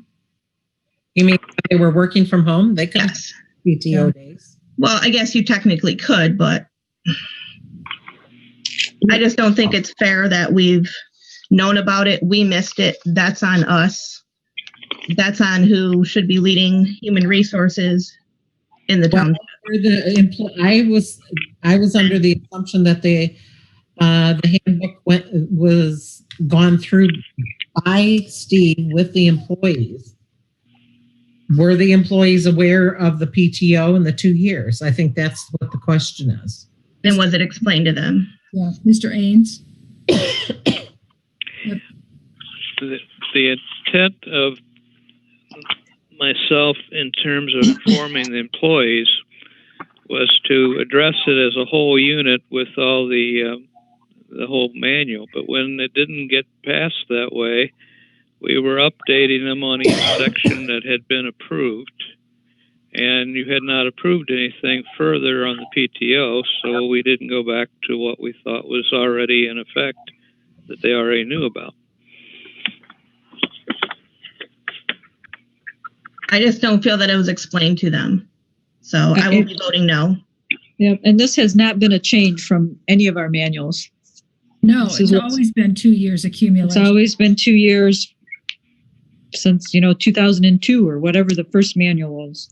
So right. I will be voting. I made the motion, so I'll be voting on that too. So anyway. Okay, good. Ms. Belliger, If every employee has this manual, then they're aware of what it says. And if this has not been changed in the manual for numerous years, then there should be no surprises. If this is the attorney's recommendation, we should heavily consider that. Even though it doesn't sound fair or fun for people to maybe forfeiting accrued time, it's not like this is sprung on them if this has been in the manual from the get-go when they've had copies of this manual. So that's, that's my comment on that. It's not fun to lose any PTO time, but it wouldn't be fair to pay them out if in the past people in the past have forfeited it. So, I think the attorney's opinion on this is probably something we really need to consider. Do we know if anybody has forfeited it? Don't know. It's a policy issue, and this is where you start. I think the attorney asked about this, and she said you have to go with what you put in your policy. That was her recommendation. That was her recommendation. Yeah. If you don't follow your policy and you start picking and choosing which policies, then you have no policies. Right. Then we definitely need to consider staffing so that people can take time off. We absolutely do. So if people can't take time off, then they're going to lose it. Right. Correct. I agree. Yes. So I know it's policy, but doesn't mean I have to agree with it. People are free to get time off. I mean, even if the work isn't going anywhere. So if people take a vacation, the work is going to be there. Either somebody picks up the slack or the work will be there when they come back. It's not like they're chained to the desks. Okay. All right. Madam Chair, can we vote on this? Yes. Roll call. Right. Would you restate the motion, please? Yeah, please. Okay. The motion was to motion to affirm the current written policy to cap the PTO at 2 years of accumulation as detailed in the employee handbook. And you supported that, Lenore, I believe? I did. Okay. Roll call, please. Chick, Yes. Zelenock, Yes. Manley, no. Docket, I would like to have said something, but my answer is no. okay. Otto, Yes. Zelenock, Again, I say yes. Belliger, Yes. Shockley. Just seeing if I change my mind. Just checking. Okay. Thank you. Shockley, what was your vote? Yes. Mhm. Okay. Okay. What was the vote? 5-2. Was it 5-2 or 4-3? Who voted no? I did. And Docket voted no. I thought he voted yes. No. No. No. You voted no? Okay. You voted no. Sorry. No. Okay. Bye. Okay. All righty.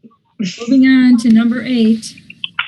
I'll make a motion to approve the purchase of a 2020 Chevy Tahoe for the police department in the amount of $37,931.48 to be paid out of the Federal Drug Forfeiture Fund 266-900-974. I'll support. Motion by Chalkley, support by Otto. Is that okay? Okay. There's Mr. Wagner.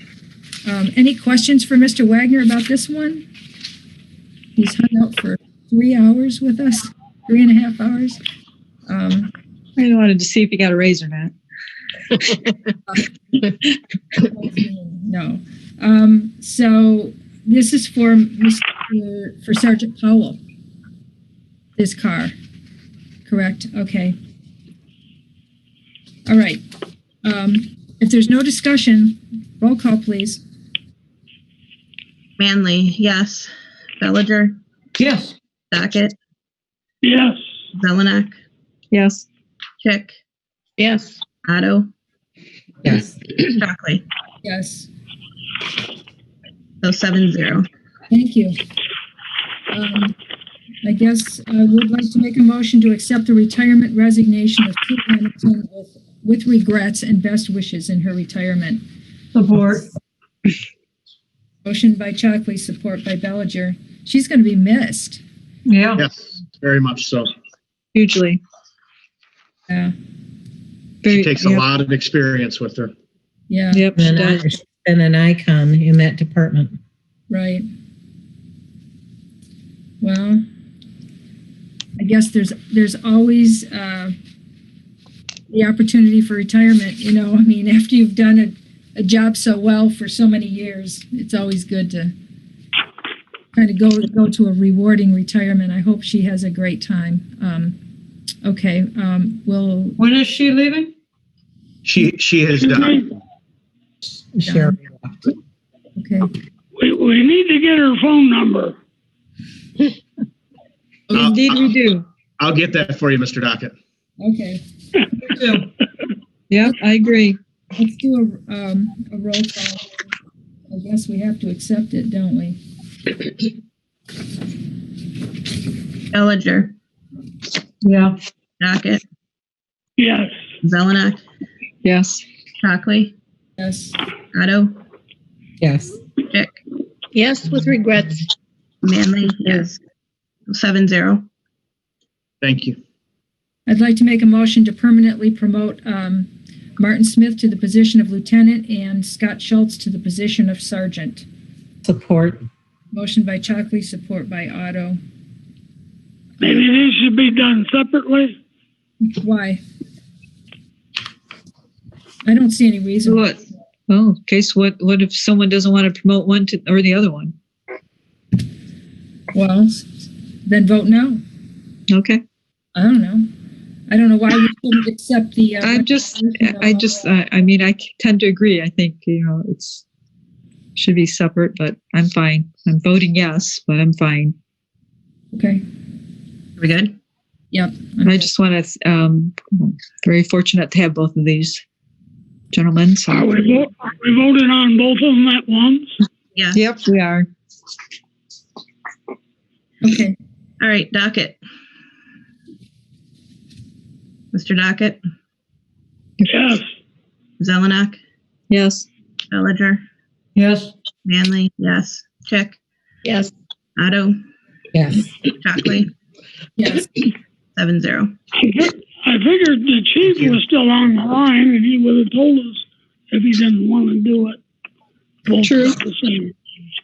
Well, congratulations. Congratulations, Schultz and Smith.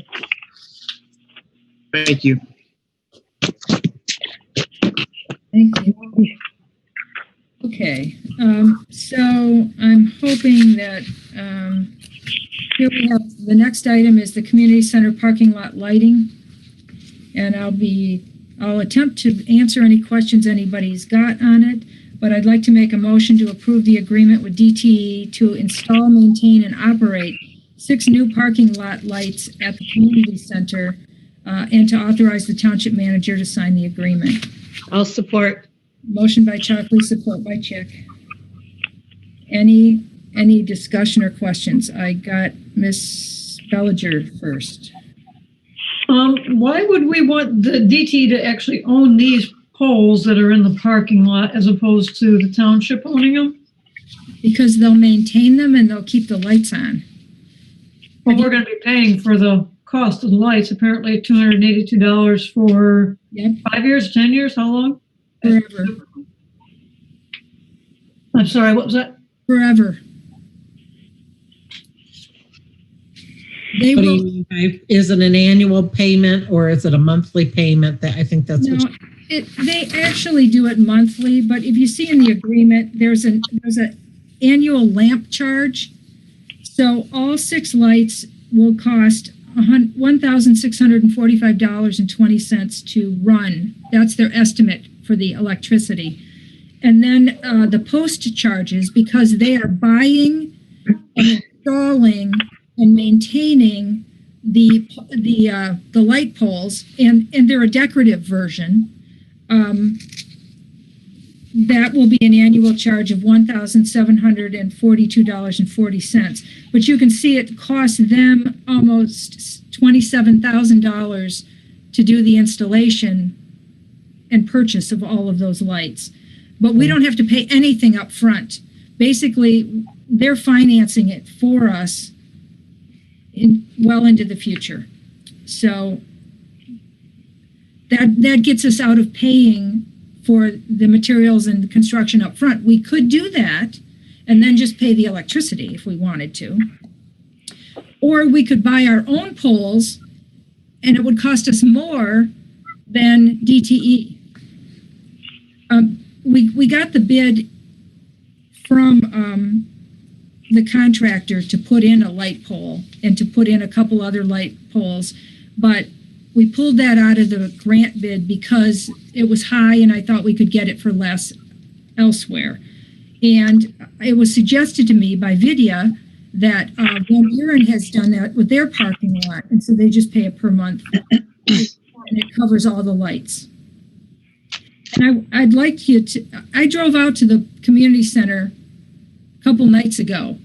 There are only 2 lights. Okay, we've got 7 light poles in our old parking lot. 2 of them work. Only 2 work. And one of them is laying on the ground on the side of the community center. It almost hit somebody when it fell over. So if you go out there, you'll see these poles are leaning, but only 2 of them work. And so we obviously don't do well maintaining our own lights. And those are high pressure sodium lights. They cost more than twice as much to run as these new LED lights. So we're going to be replacing 7, well, but only 2 of them run, 7 high pressure sodium lights with 2 LED lights in the old lot. The new lot will take 4 because it's a little bigger. And I see that Ms. Chick has questions. No, I don't have a question. I have a comment. I was part of the grant committee, and my assignment was to look into the lighting there. And they absolutely have to be replaced. They are dangerous. As Ms. Chalkley said, one of them actually fell over, and the others are not in much better shape. So this is not something that's, we should do it because it's absolutely needed.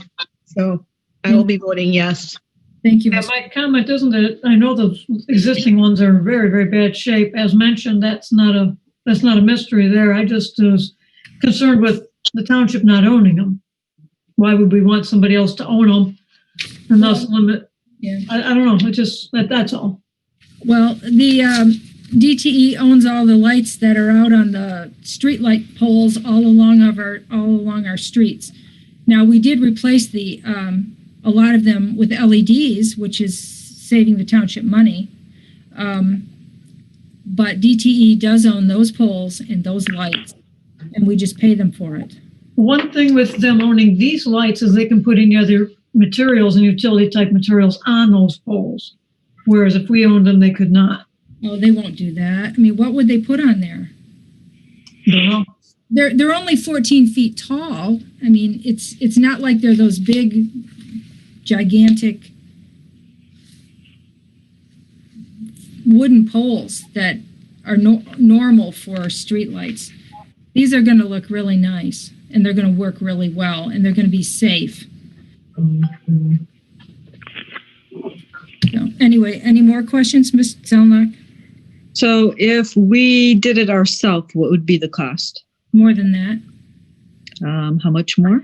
What would be the cost? It'd be about $4,000 if we're lucky per pole. And then installation, permitting. This covers all of it. So what do we pay for the electric bill to run the lights? Currently? Mm-hmm. Well, but there only 2 of them are lit, so what are we paying? I don't know. I don't know. If we break that out at the community center, but I have done some looking on the internet to see what a 60-watt LED light would cost to run, and this is not out of the ordinary. So I get that, it's hard because I can't compare it to what it would cost if we did it ourselves. So if for 10 years, right, it would cost us around $33,840. Is that correct? At the $282 I'm taking per month? Well, if you did the calculation, then I will trust you. I mean, I'm just, so the payback I thought last time was $30,000 if we did it ourselves, and then the cost. So the payback within 10 years, it's just, I don't know. I don't know the cost. It's hard to make a decision when I don't truly know the cost.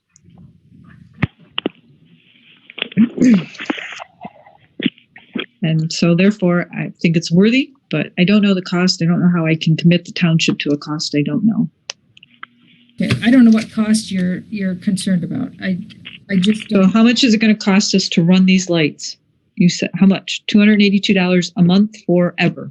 Is that correct? Well, that's an estimate. Okay. Okay. All right. So $282 a month forever is approximately what? About $3,400 a month or a year, correct? I guess. Yep. And that's forever. And then if we did it ourselves, how much would it cost us? No, it's not that much per month. I mean, it's $3,400 per year. The total month cost of 6 lights is estimated to be $282, right? Yep, 282 times 12 equals, okay, times 20 years equals, oh, wait a minute.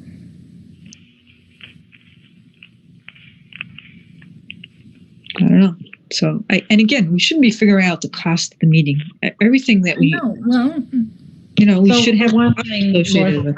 For one thing, Lenore, you have to look at that DTE is already paying for the lights, the material, the overhead, Right. the cost. And of if everything. we pay for thing, that's one thing that we're not paying for. Right. So my question is, in the $282 a month, isn't that covering that? It's not just the electric bill, or is it just the electric bill? No, it covers the post charge. Right. And the lamp charges for 6 streetlights. Right. So if we were to put in the lamp and the post charges for 6 streetlights, what would be our cost if we did it ourselves? I recall it being $30,000, I thought, at one time, and you took it out. And then I thought at that point, you said it would be $6 a month. And so, $6 a month for what? yeah, well, No, I don't. okay. And so again, I'm working with something. So we have a motion. Yep. I will be voting no because I do can not see- know the cost. Yep, I can see you'd want to vote no, but we also have safety issues that are very important, and I get it. you know, Yep. So Ms. Manley, go ahead. So the 282 that's estimated, so what is that going to be based on? Just the electricity use, or is the charge for the lights built into this? It's the post charge for the lights. If you look at the purchase agreement that I've provided, So we're going to be paying for these lights for the rest of forever. it goes. so they get replaced. It goes on. There is a post For charge as long as we own the building. for as long as we own the building. Yeah. So what you're paying for is number 5 and number 6 per year. Yeah. That's what you're paying for. Forever. So basically, they're financing the installation for us. We don't have to do that up front. But they're telling us that they're not charging us. They're not charging us. Yeah, they're charging us what? It's They're not charging us for number 7, but they are charging us for number 5 and number 6. Okay, thank you. right. But that's how they calculate it. You get a credit. And so then it's $0 instead of us paying the $26,946. We're paying for it over time, so we don't have to pay anything up front Over what period of time? forever. So it's not As a long period. as we own the building. As long as we own the building, yes. Have Yes. we considered like lights that are attached to the building? Like Yes. buildings have those type of. Yes, I have considered everything. I looked into as cheap as we can possibly do it. And Okay, I got this bid, and so the 282 is the charge plus whatever it's going to be for electricity. no, it includes the electricity. 282. Whether that changes or not. Well, I guess if electricity costs double, then maybe that portion of it will go up. Because if you take the 1645 and the 1742, that comes to the 282. Yeah, if you divide it by 12. Right. So Yeah. the amount of electricity could vary also. Right, just like everybody's electric bills go up and down a little bit. So it's 282 plus the cost of electricity. No, it includes it's an estimate. It's an estimate.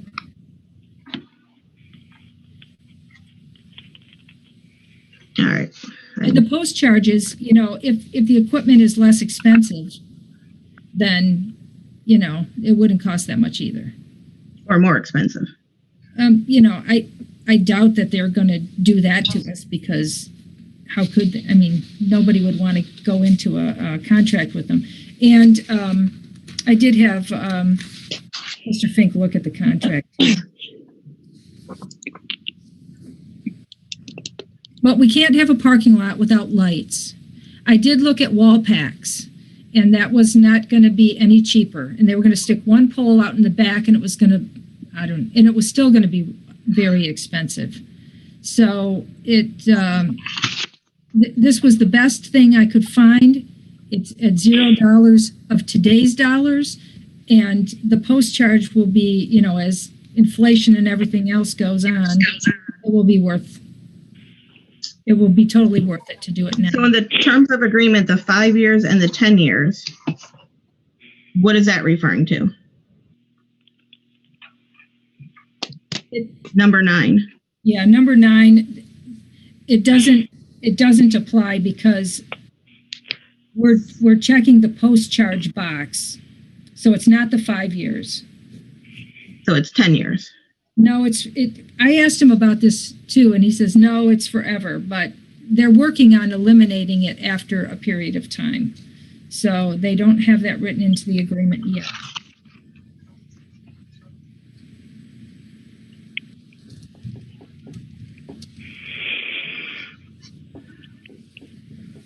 So what happens if we decide we want out? Here it says either party, 30 days. notice. Yeah. They're going to charge us? Are they going to take them away? If we haven't paid off the posts, I imagine we could get charged.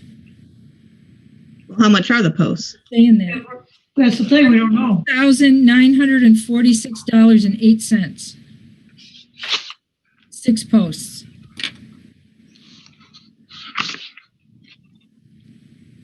Where's that number? Under number 7.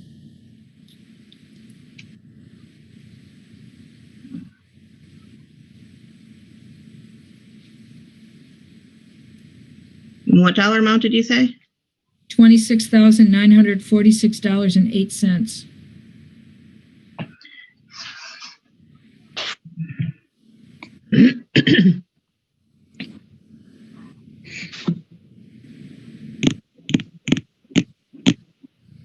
So we could pay that up front if we wanted, and then just pay the electricity every, but the electricity charges are going to be the same. So if we paid this up front, it'd probably be cheaper. I mean, we don't know what interest this is actually going to end up charging us over 10 years. I guess we can probably run the math out and find out what's it be after 10 years. Do we really want to fuss around with this for a couple $100? I mean, honestly. Maybe $10-some thousand or something. I guess that's what my question is. Are we paying this $282 for 10 years? Or are we paying it forever? No, that's what the guy said, though. It continues to go on forever, and it's because they maintain the poles and the lights. So if they fail for any reason, if they fall over, if they get damaged, it's all on them. They come and fix them.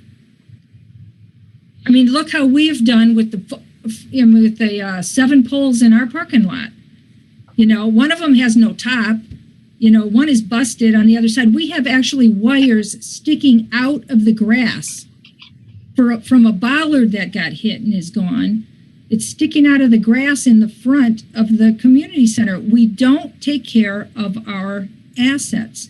So I think another bigger issue then going on. We have a lot of issues going on, but at least these will be taken care of. You call them up, they will come and fix it. They will come and replace the light. They will take care of that. We have to have lights in our parking lot.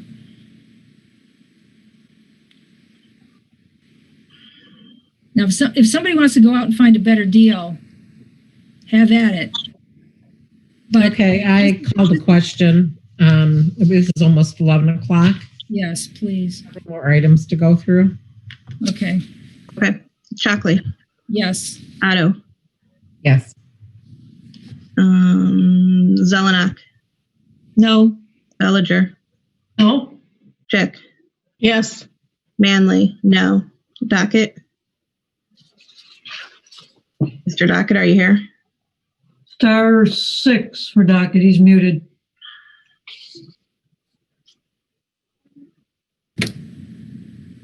Hello, Wayne. You're muted. Star 6.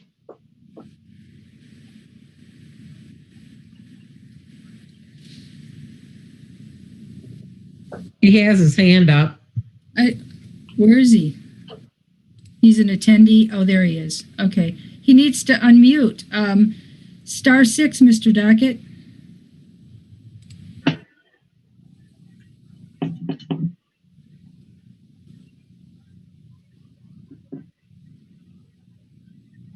Mr. Docket, star 6. Okay, while we're waiting him to do that, it looks like this is going to fail. What do you need? This has been approved by the zoning administrator. What I would like to see is your original estimate and lay out what's it going to cost between doing it with DTE and doing it when you initially had pulled it out because you said we were over budget and that you could go to DTE and it would be cheaper. And I want to see the cost of the two proposals. Okay, I can find that.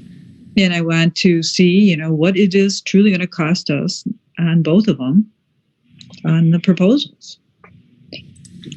It's confusing. It needs to be laid out that here's the lamp cost, here's this, it's going to be forever, here's going to be the benefits, here's what it is. If we do it ourselves, we have to pay the $30,000 up front, here's going to be the lighting cost, and we have to maintain it. I agree. That's all. Okay. It's just like $282, and there's, again, in the motion, there's no cost. $282 forever, or until we own the building.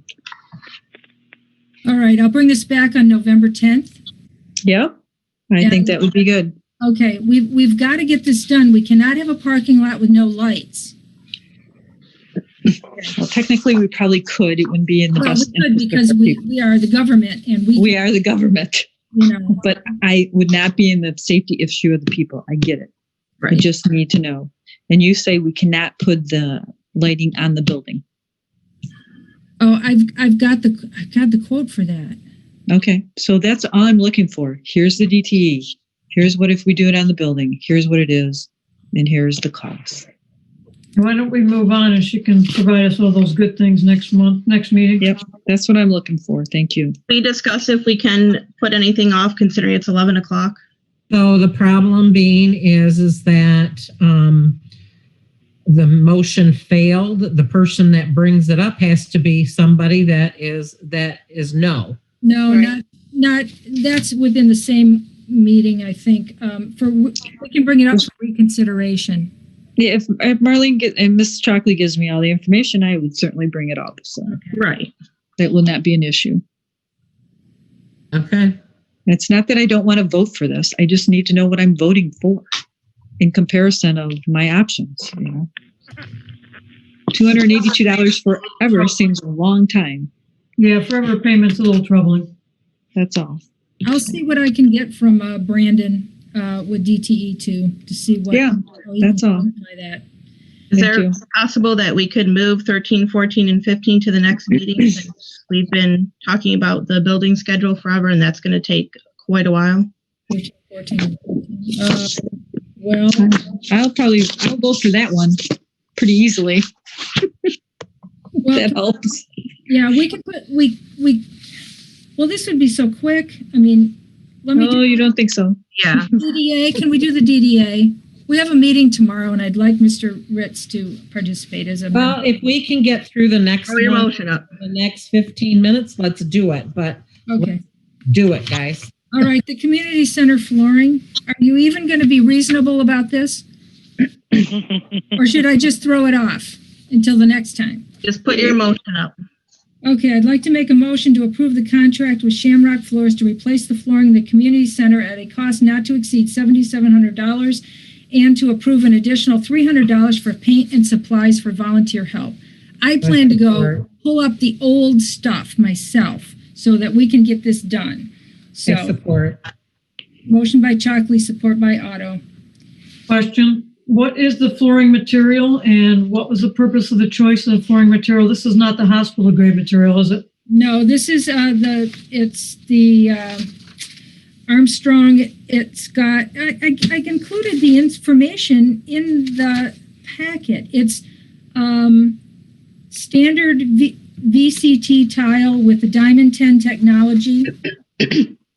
It's what Miss Zelenock would accommodate in her thoughts on the flooring.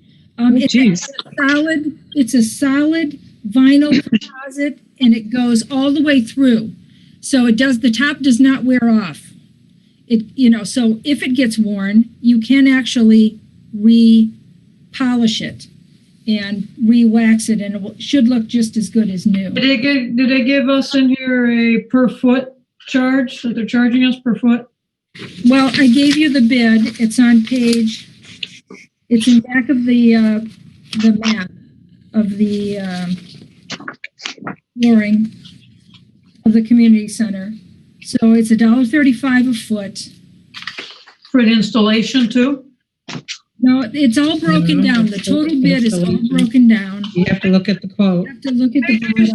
I'm looking at something. I see the map. On the back side, there is. Yep. And you look at the total at the bottom. and it's 8312.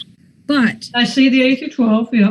if we get volunteers to take up the old tile, we can save $1,000. So Are we sure there's nothing in that floor in regards to like any hazardous materials when taking it up? Is Like there? asbestos, you mean? That's correct. What I'm asking you. No, it wasn't built that long ago that there would be any, and there's not a concern on the part of the installer. Okay, all right. Right. So 8,312 is the cost. Right. And that's going to do the entire main area and back near the bathrooms, and including the bathrooms? Yeah, and the kitchen and the janitor room and the lobby. Well, and this is with the walk-off tiles. So this will have a better material in the lobby and the vestibule to keep the floor cleaner. Okay, thanks. Yeah. What about I may help you with the lifting of some of the materials depending on when that happens. Yeah, I think I'll get over there during one of the days and just see what I can do. And any other volunteers who want to come and help, we got to move a bunch of junk out of that room and what about get it picked up. So, what about the office area? Tammy's office? No, that's carpeted. Okay, and that's in good condition? I don't know, but you can't see it. You can't see the floor, so who knows? Honestly. Yeah, that's another topic. That's another topic, yeah. Janet's got a good smile. It is. As I walked in there and went, whoa. Surprised there's room for Tammy in there. Well, anyway, so you see on the map where the walk-off tile would be, and You want to call the question? yes. Call the question. Okay. Call the question. Okay. Go ahead. Ms. Belliger, Yes. Manley, yes. Zelenock, No. Otto, Yes. Shockley, Yes. Chick, Yes. and Mr. Dockett Docket is not vote, so yeah. it passed anyway, 6-5-1. Yeah, I don't know. Too bad we can't hear from Wayne. Maybe his phone locked up or something. He's stuck in muted mode with his hand raised. I don't know what he can do. Yeah. So if I may, Madam Chair, I would just like to make one comment, is that difficulty I have is, again, it seems like we piecemealing this community center. Yep. We had a grant for what, 126,000, and 91. we had to pay 35,000 out of that, so it was 91, and then we had a $17,000 overrun on the parking lot. Now we're doing the floor with another $7,000. And we don't know about the lighting yet. That could be, I don't know, about $4,000. And it's concerning to me that we're not having like a running project cost of, here's what we initially said. We have this overrun. We have this overrun. We have this overrun. We have this overrun. And it's to me, again, we're piecemealing it. I'm not saying it shouldn't be done. I just think by piecemealing it, I don't think for one, am not getting the total perspective of the cost of this and these improvements. So that's my comment.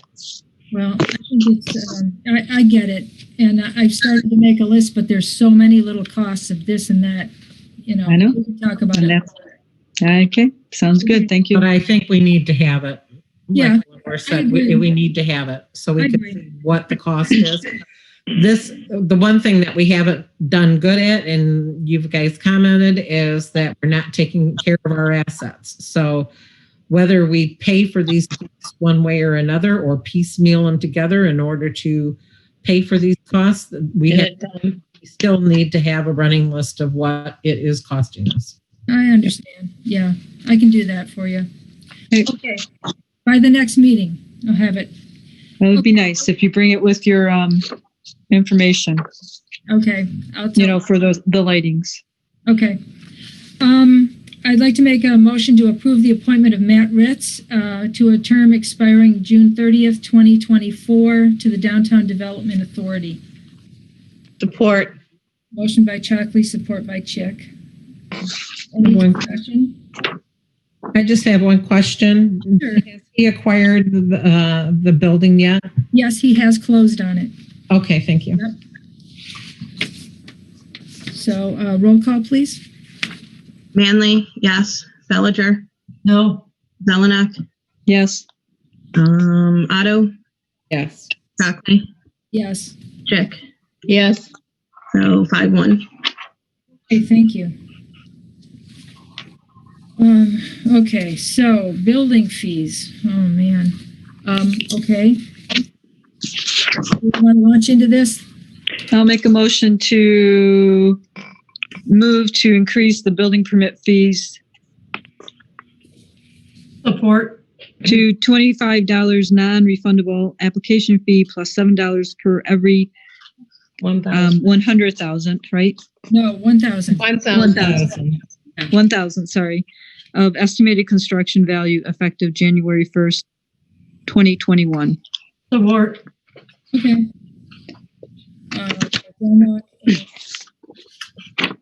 Okay. Any discussion on this item? Oh my gosh. Miss Chick. Just real quickly, no, I still think we should look into our other fees as well.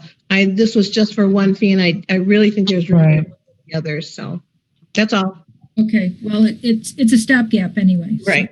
yeah. Okay. Are we ready for a vote? Yep. Okay. Shockley, Yes.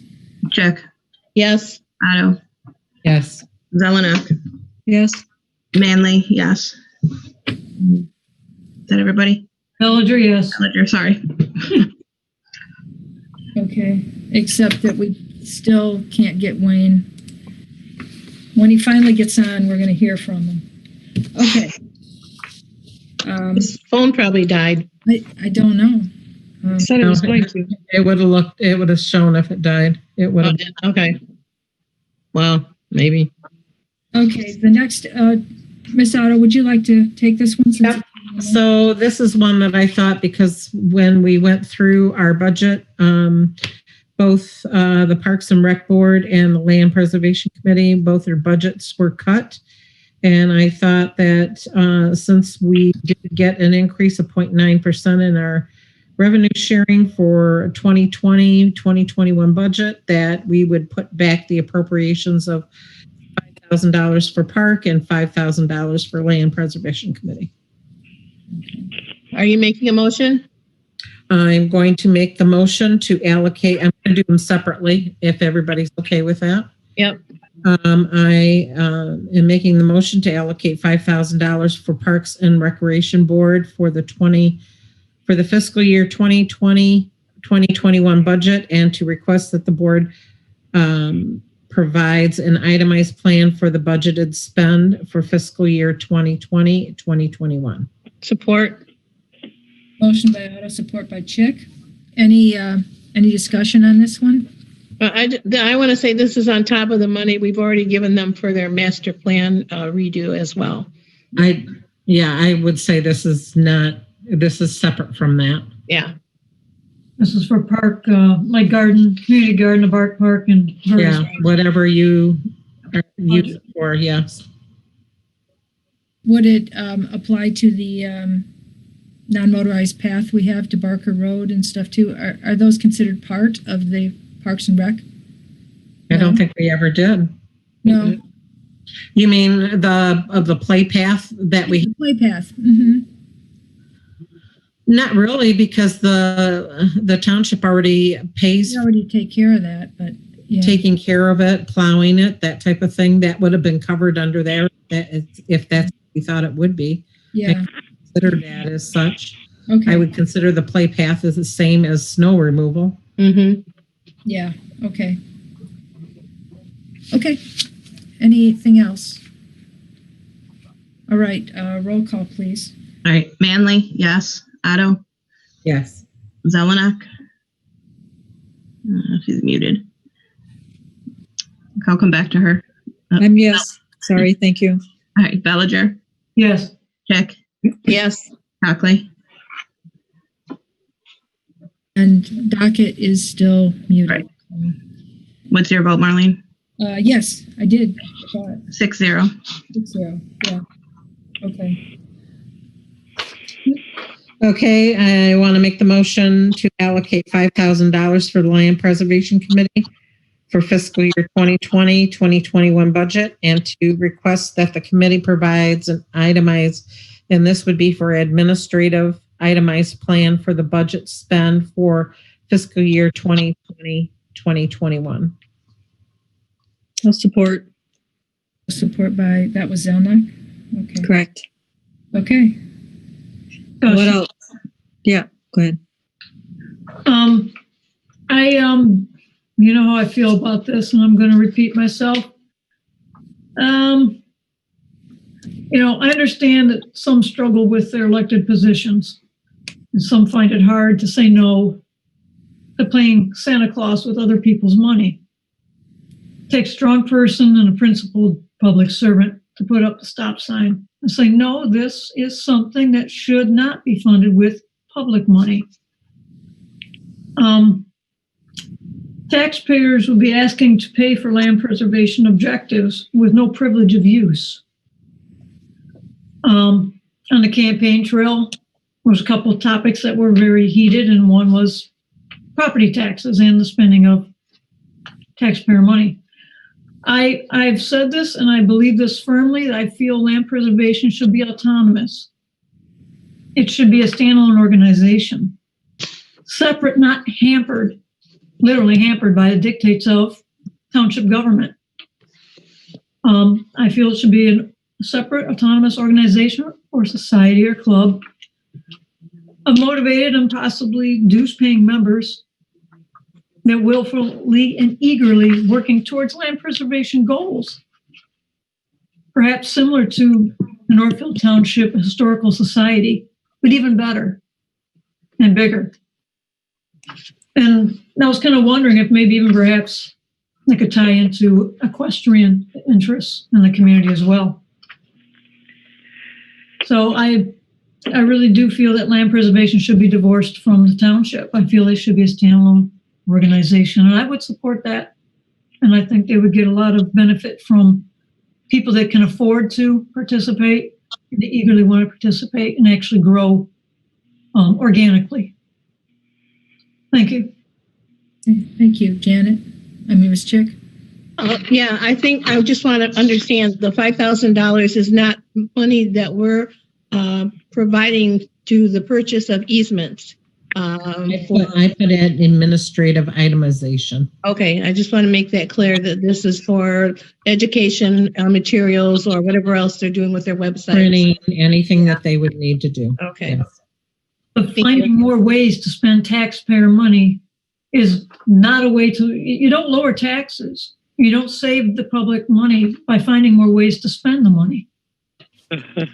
Well, I just think this is a way for the Land Preservation Committee and to help inform. We have a rural area and we have a downtown area, and they seem to be separate. And I think this is a good effort to get both involved in each other's area and provide information for both, so they have a little closer understanding of what goes on and where, and any education program that they have that they want to pursue. I agree with that. I agree with that totally, but I don't believe it should be public money. Okay. I totally agree with what you're saying. I have no problem with land preservation. I just have a problem with them dipping in a general fund. When I spoke to people a couple of years ago and they had a very good presentation upstairs at Township, I asked them quite frankly, and they were very honest with me. I said, well, why do you go to governments for money instead of, go to local businesses and partner with people, individuals and whatnot? And they were honest, and they said, because it's easier to get money from the government. It was an honest answer, and I respect that. But I do feel that if you have people that want to be involved and know they're involved, because, I ask my neighbors, they don't know that they're involved. They don't know their money's being used for this. But if you have people doing this, such as a historical society, you get more genuine motivation, interest, and actually you get more money. You get more genuine funding. A land preservation committee could go to our local businesses, could go to people that we know have some money and would like to be a part of something. Hey, we have a project. We'd like to buy the rights, development rights of so-and-so's parcel who's willing to be a part of this. We come up with finding the money organically, privately, to do so, and also to educate people. So I don't have a problem with land preservation. Obviously, I think it's a wonderful thing. We all benefit from, we are here because we like the rural spaces, most of us. We don't want to see, this turn into Redford. So, in that regards, but just the funding, where it comes from. Okay. Well, I think we're going to just have some disagreements on the boards, but it'll all come out in the vote. So, any more comments? I will bring back our itemized budget that we presented a couple times to the board, so I can put that in. One of the things we do use it for is, education, as far as we'll probably put an insert in the tax bill again. It's one of the, cost-effective ways to communicate. And our insert actually got one of our new members who I think is really good at fundraising, and she will fit in very nicely, Christina. So that was a benefit of, actually, she said she read the insert. So that already helped. So I would like to call the question. Okay. Roll call, please. Zelenock, Yes. Otto, Yes. Manley, yes. Belliger, No. Shockley, Yes. Chick, Yes. 5-1. Passes. Okay. Now where are we? I guess that's The end. Oh my God. Oh, the public. Call the public. Yes. Call to We the have announcements. I just want to add something for announcements. I wanted to run this by the board real quick. There's a couple people wanting to help. I'm supposed to bring a plan. They didn't give me the data quick enough on a temporary disc golf for the North Village area, the Van Curler property. And so just want to kind of give a heads up on that. And they're looking to have board approval for this temporary disc golf course that can be placed in the area, and they can be moved and so forth, and removed as well. It's a suggestion from a resident, and he's going to be the main driver of this. So I promised Parks and Rec I'd say something about this. Okay.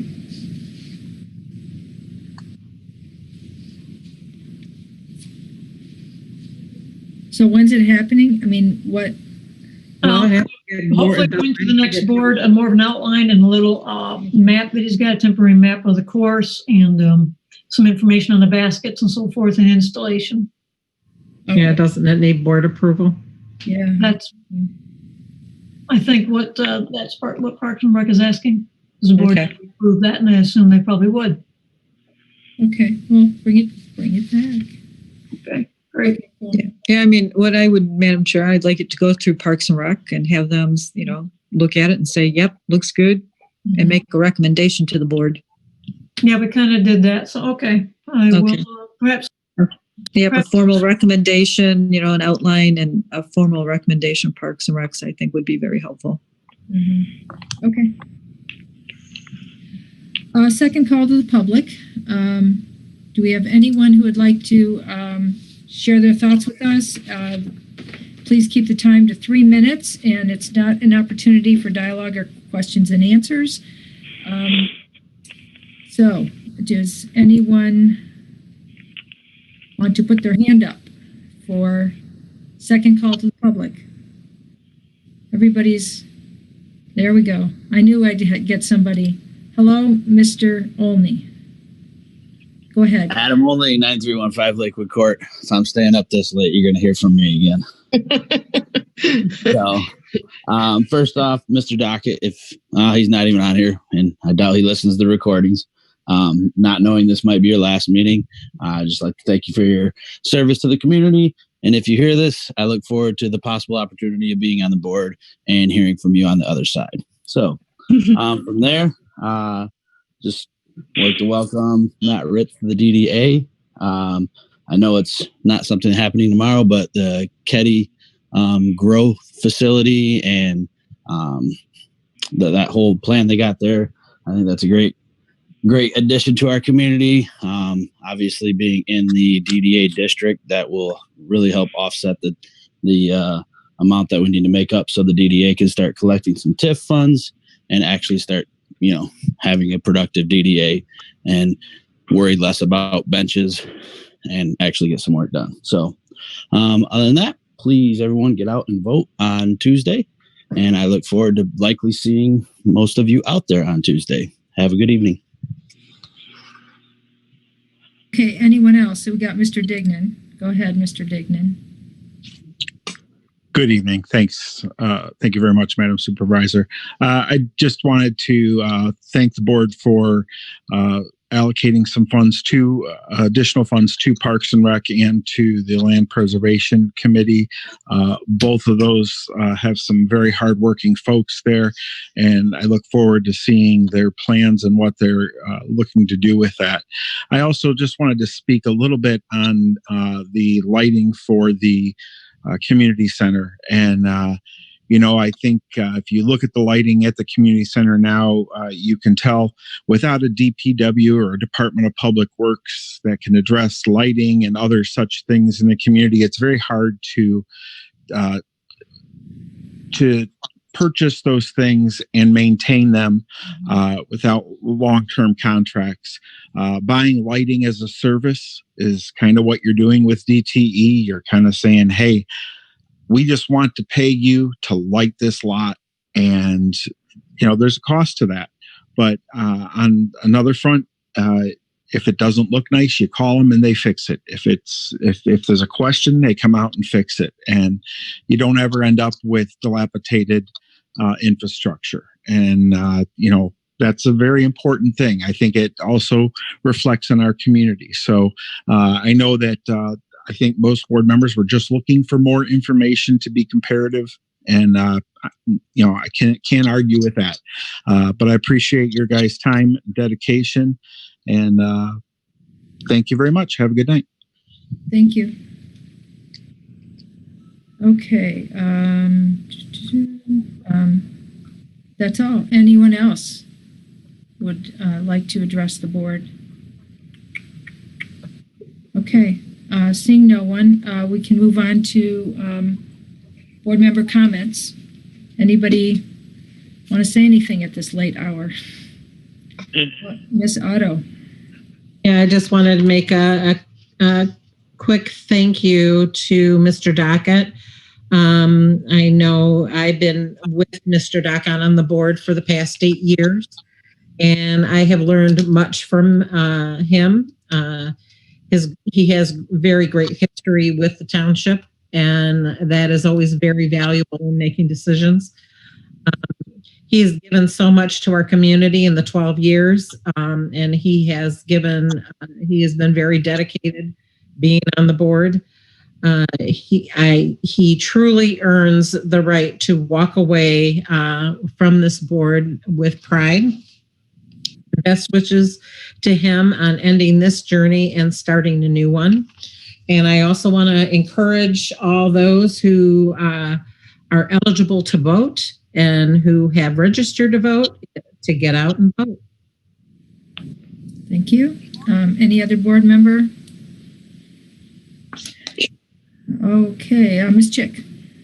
Yep, I can't say anything more than Jackie did regarding Mr. Dockett. I've been working with him as well on the board for 8 years, and he brought a lot of knowledge to the board. He brings a lot of humor to the board at times too, and he certainly does provide us with a lot of things to think about when he questions things, and I appreciate that. So I wish him well in the future going forward. And I also wanted to say in regard to the vote on the holiday pay for the part-time, I voted no, not because I don't want them to have holiday pay. I didn't like it the first time we voted because I thought the formula was very convoluted and difficult to handle. Hours fluctuate. It just didn't seem right, and that's exactly the same reason why I voted no. This time I would like to see the next board bring it up and have something a little more simpler and make it more uniform. And get out to vote, please. Ms. Zelenock, go ahead. Yes, please get out and vote. It's a great freedom that we have, so exercise it. And again, on the lighting for the community center, I just want complete cost understanding before I vote. And like I said, I think this project's been piecemealed. And I just want to see the difference and understand it before I vote on spending people's money. Thank you. Thank you. Let's see, who are we? Belliger. Thank you for a good meeting. Wishing everybody a fantastic, blessed week, and see you in a couple weeks. Thank you. Miss Manley?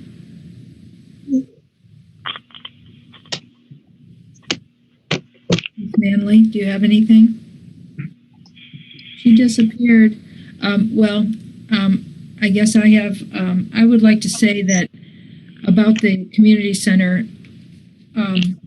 it's kind of been, it's something that I've really wanted to leave for the community. I won't be around. I have 23 days left, maybe 22. I don't know. But it's a project that I wanted to see through for the community. And I'm volunteering to plant the canopy trees to save us $2,700. Yes, we had to piecemeal it. Then the grant wasn't enough to cover everything. And so I'm hoping that other volunteers in the community will step forward and help also get these projects done. But I think it'll be a place that we can take a lot of pride in, and it will be a good place for the community to gather. So now's the time to do it. It's closed down, so it's a great time to do all of this renovation. And I think in the spring, when things open up again, it'll be quite the hub for activity. So anyway, I guess Miss Manley is gone. Miss Manley? Motion to adjourn? Yeah, I guess she just left us. Okay. Motion to adjourn by Ms. Belliger, support by Ms. Chick. All in favor, say aye. Aye. Aye. Anyone opposed? Thank you. Thank you, Mr. Fink. Good night. Good night. Good night.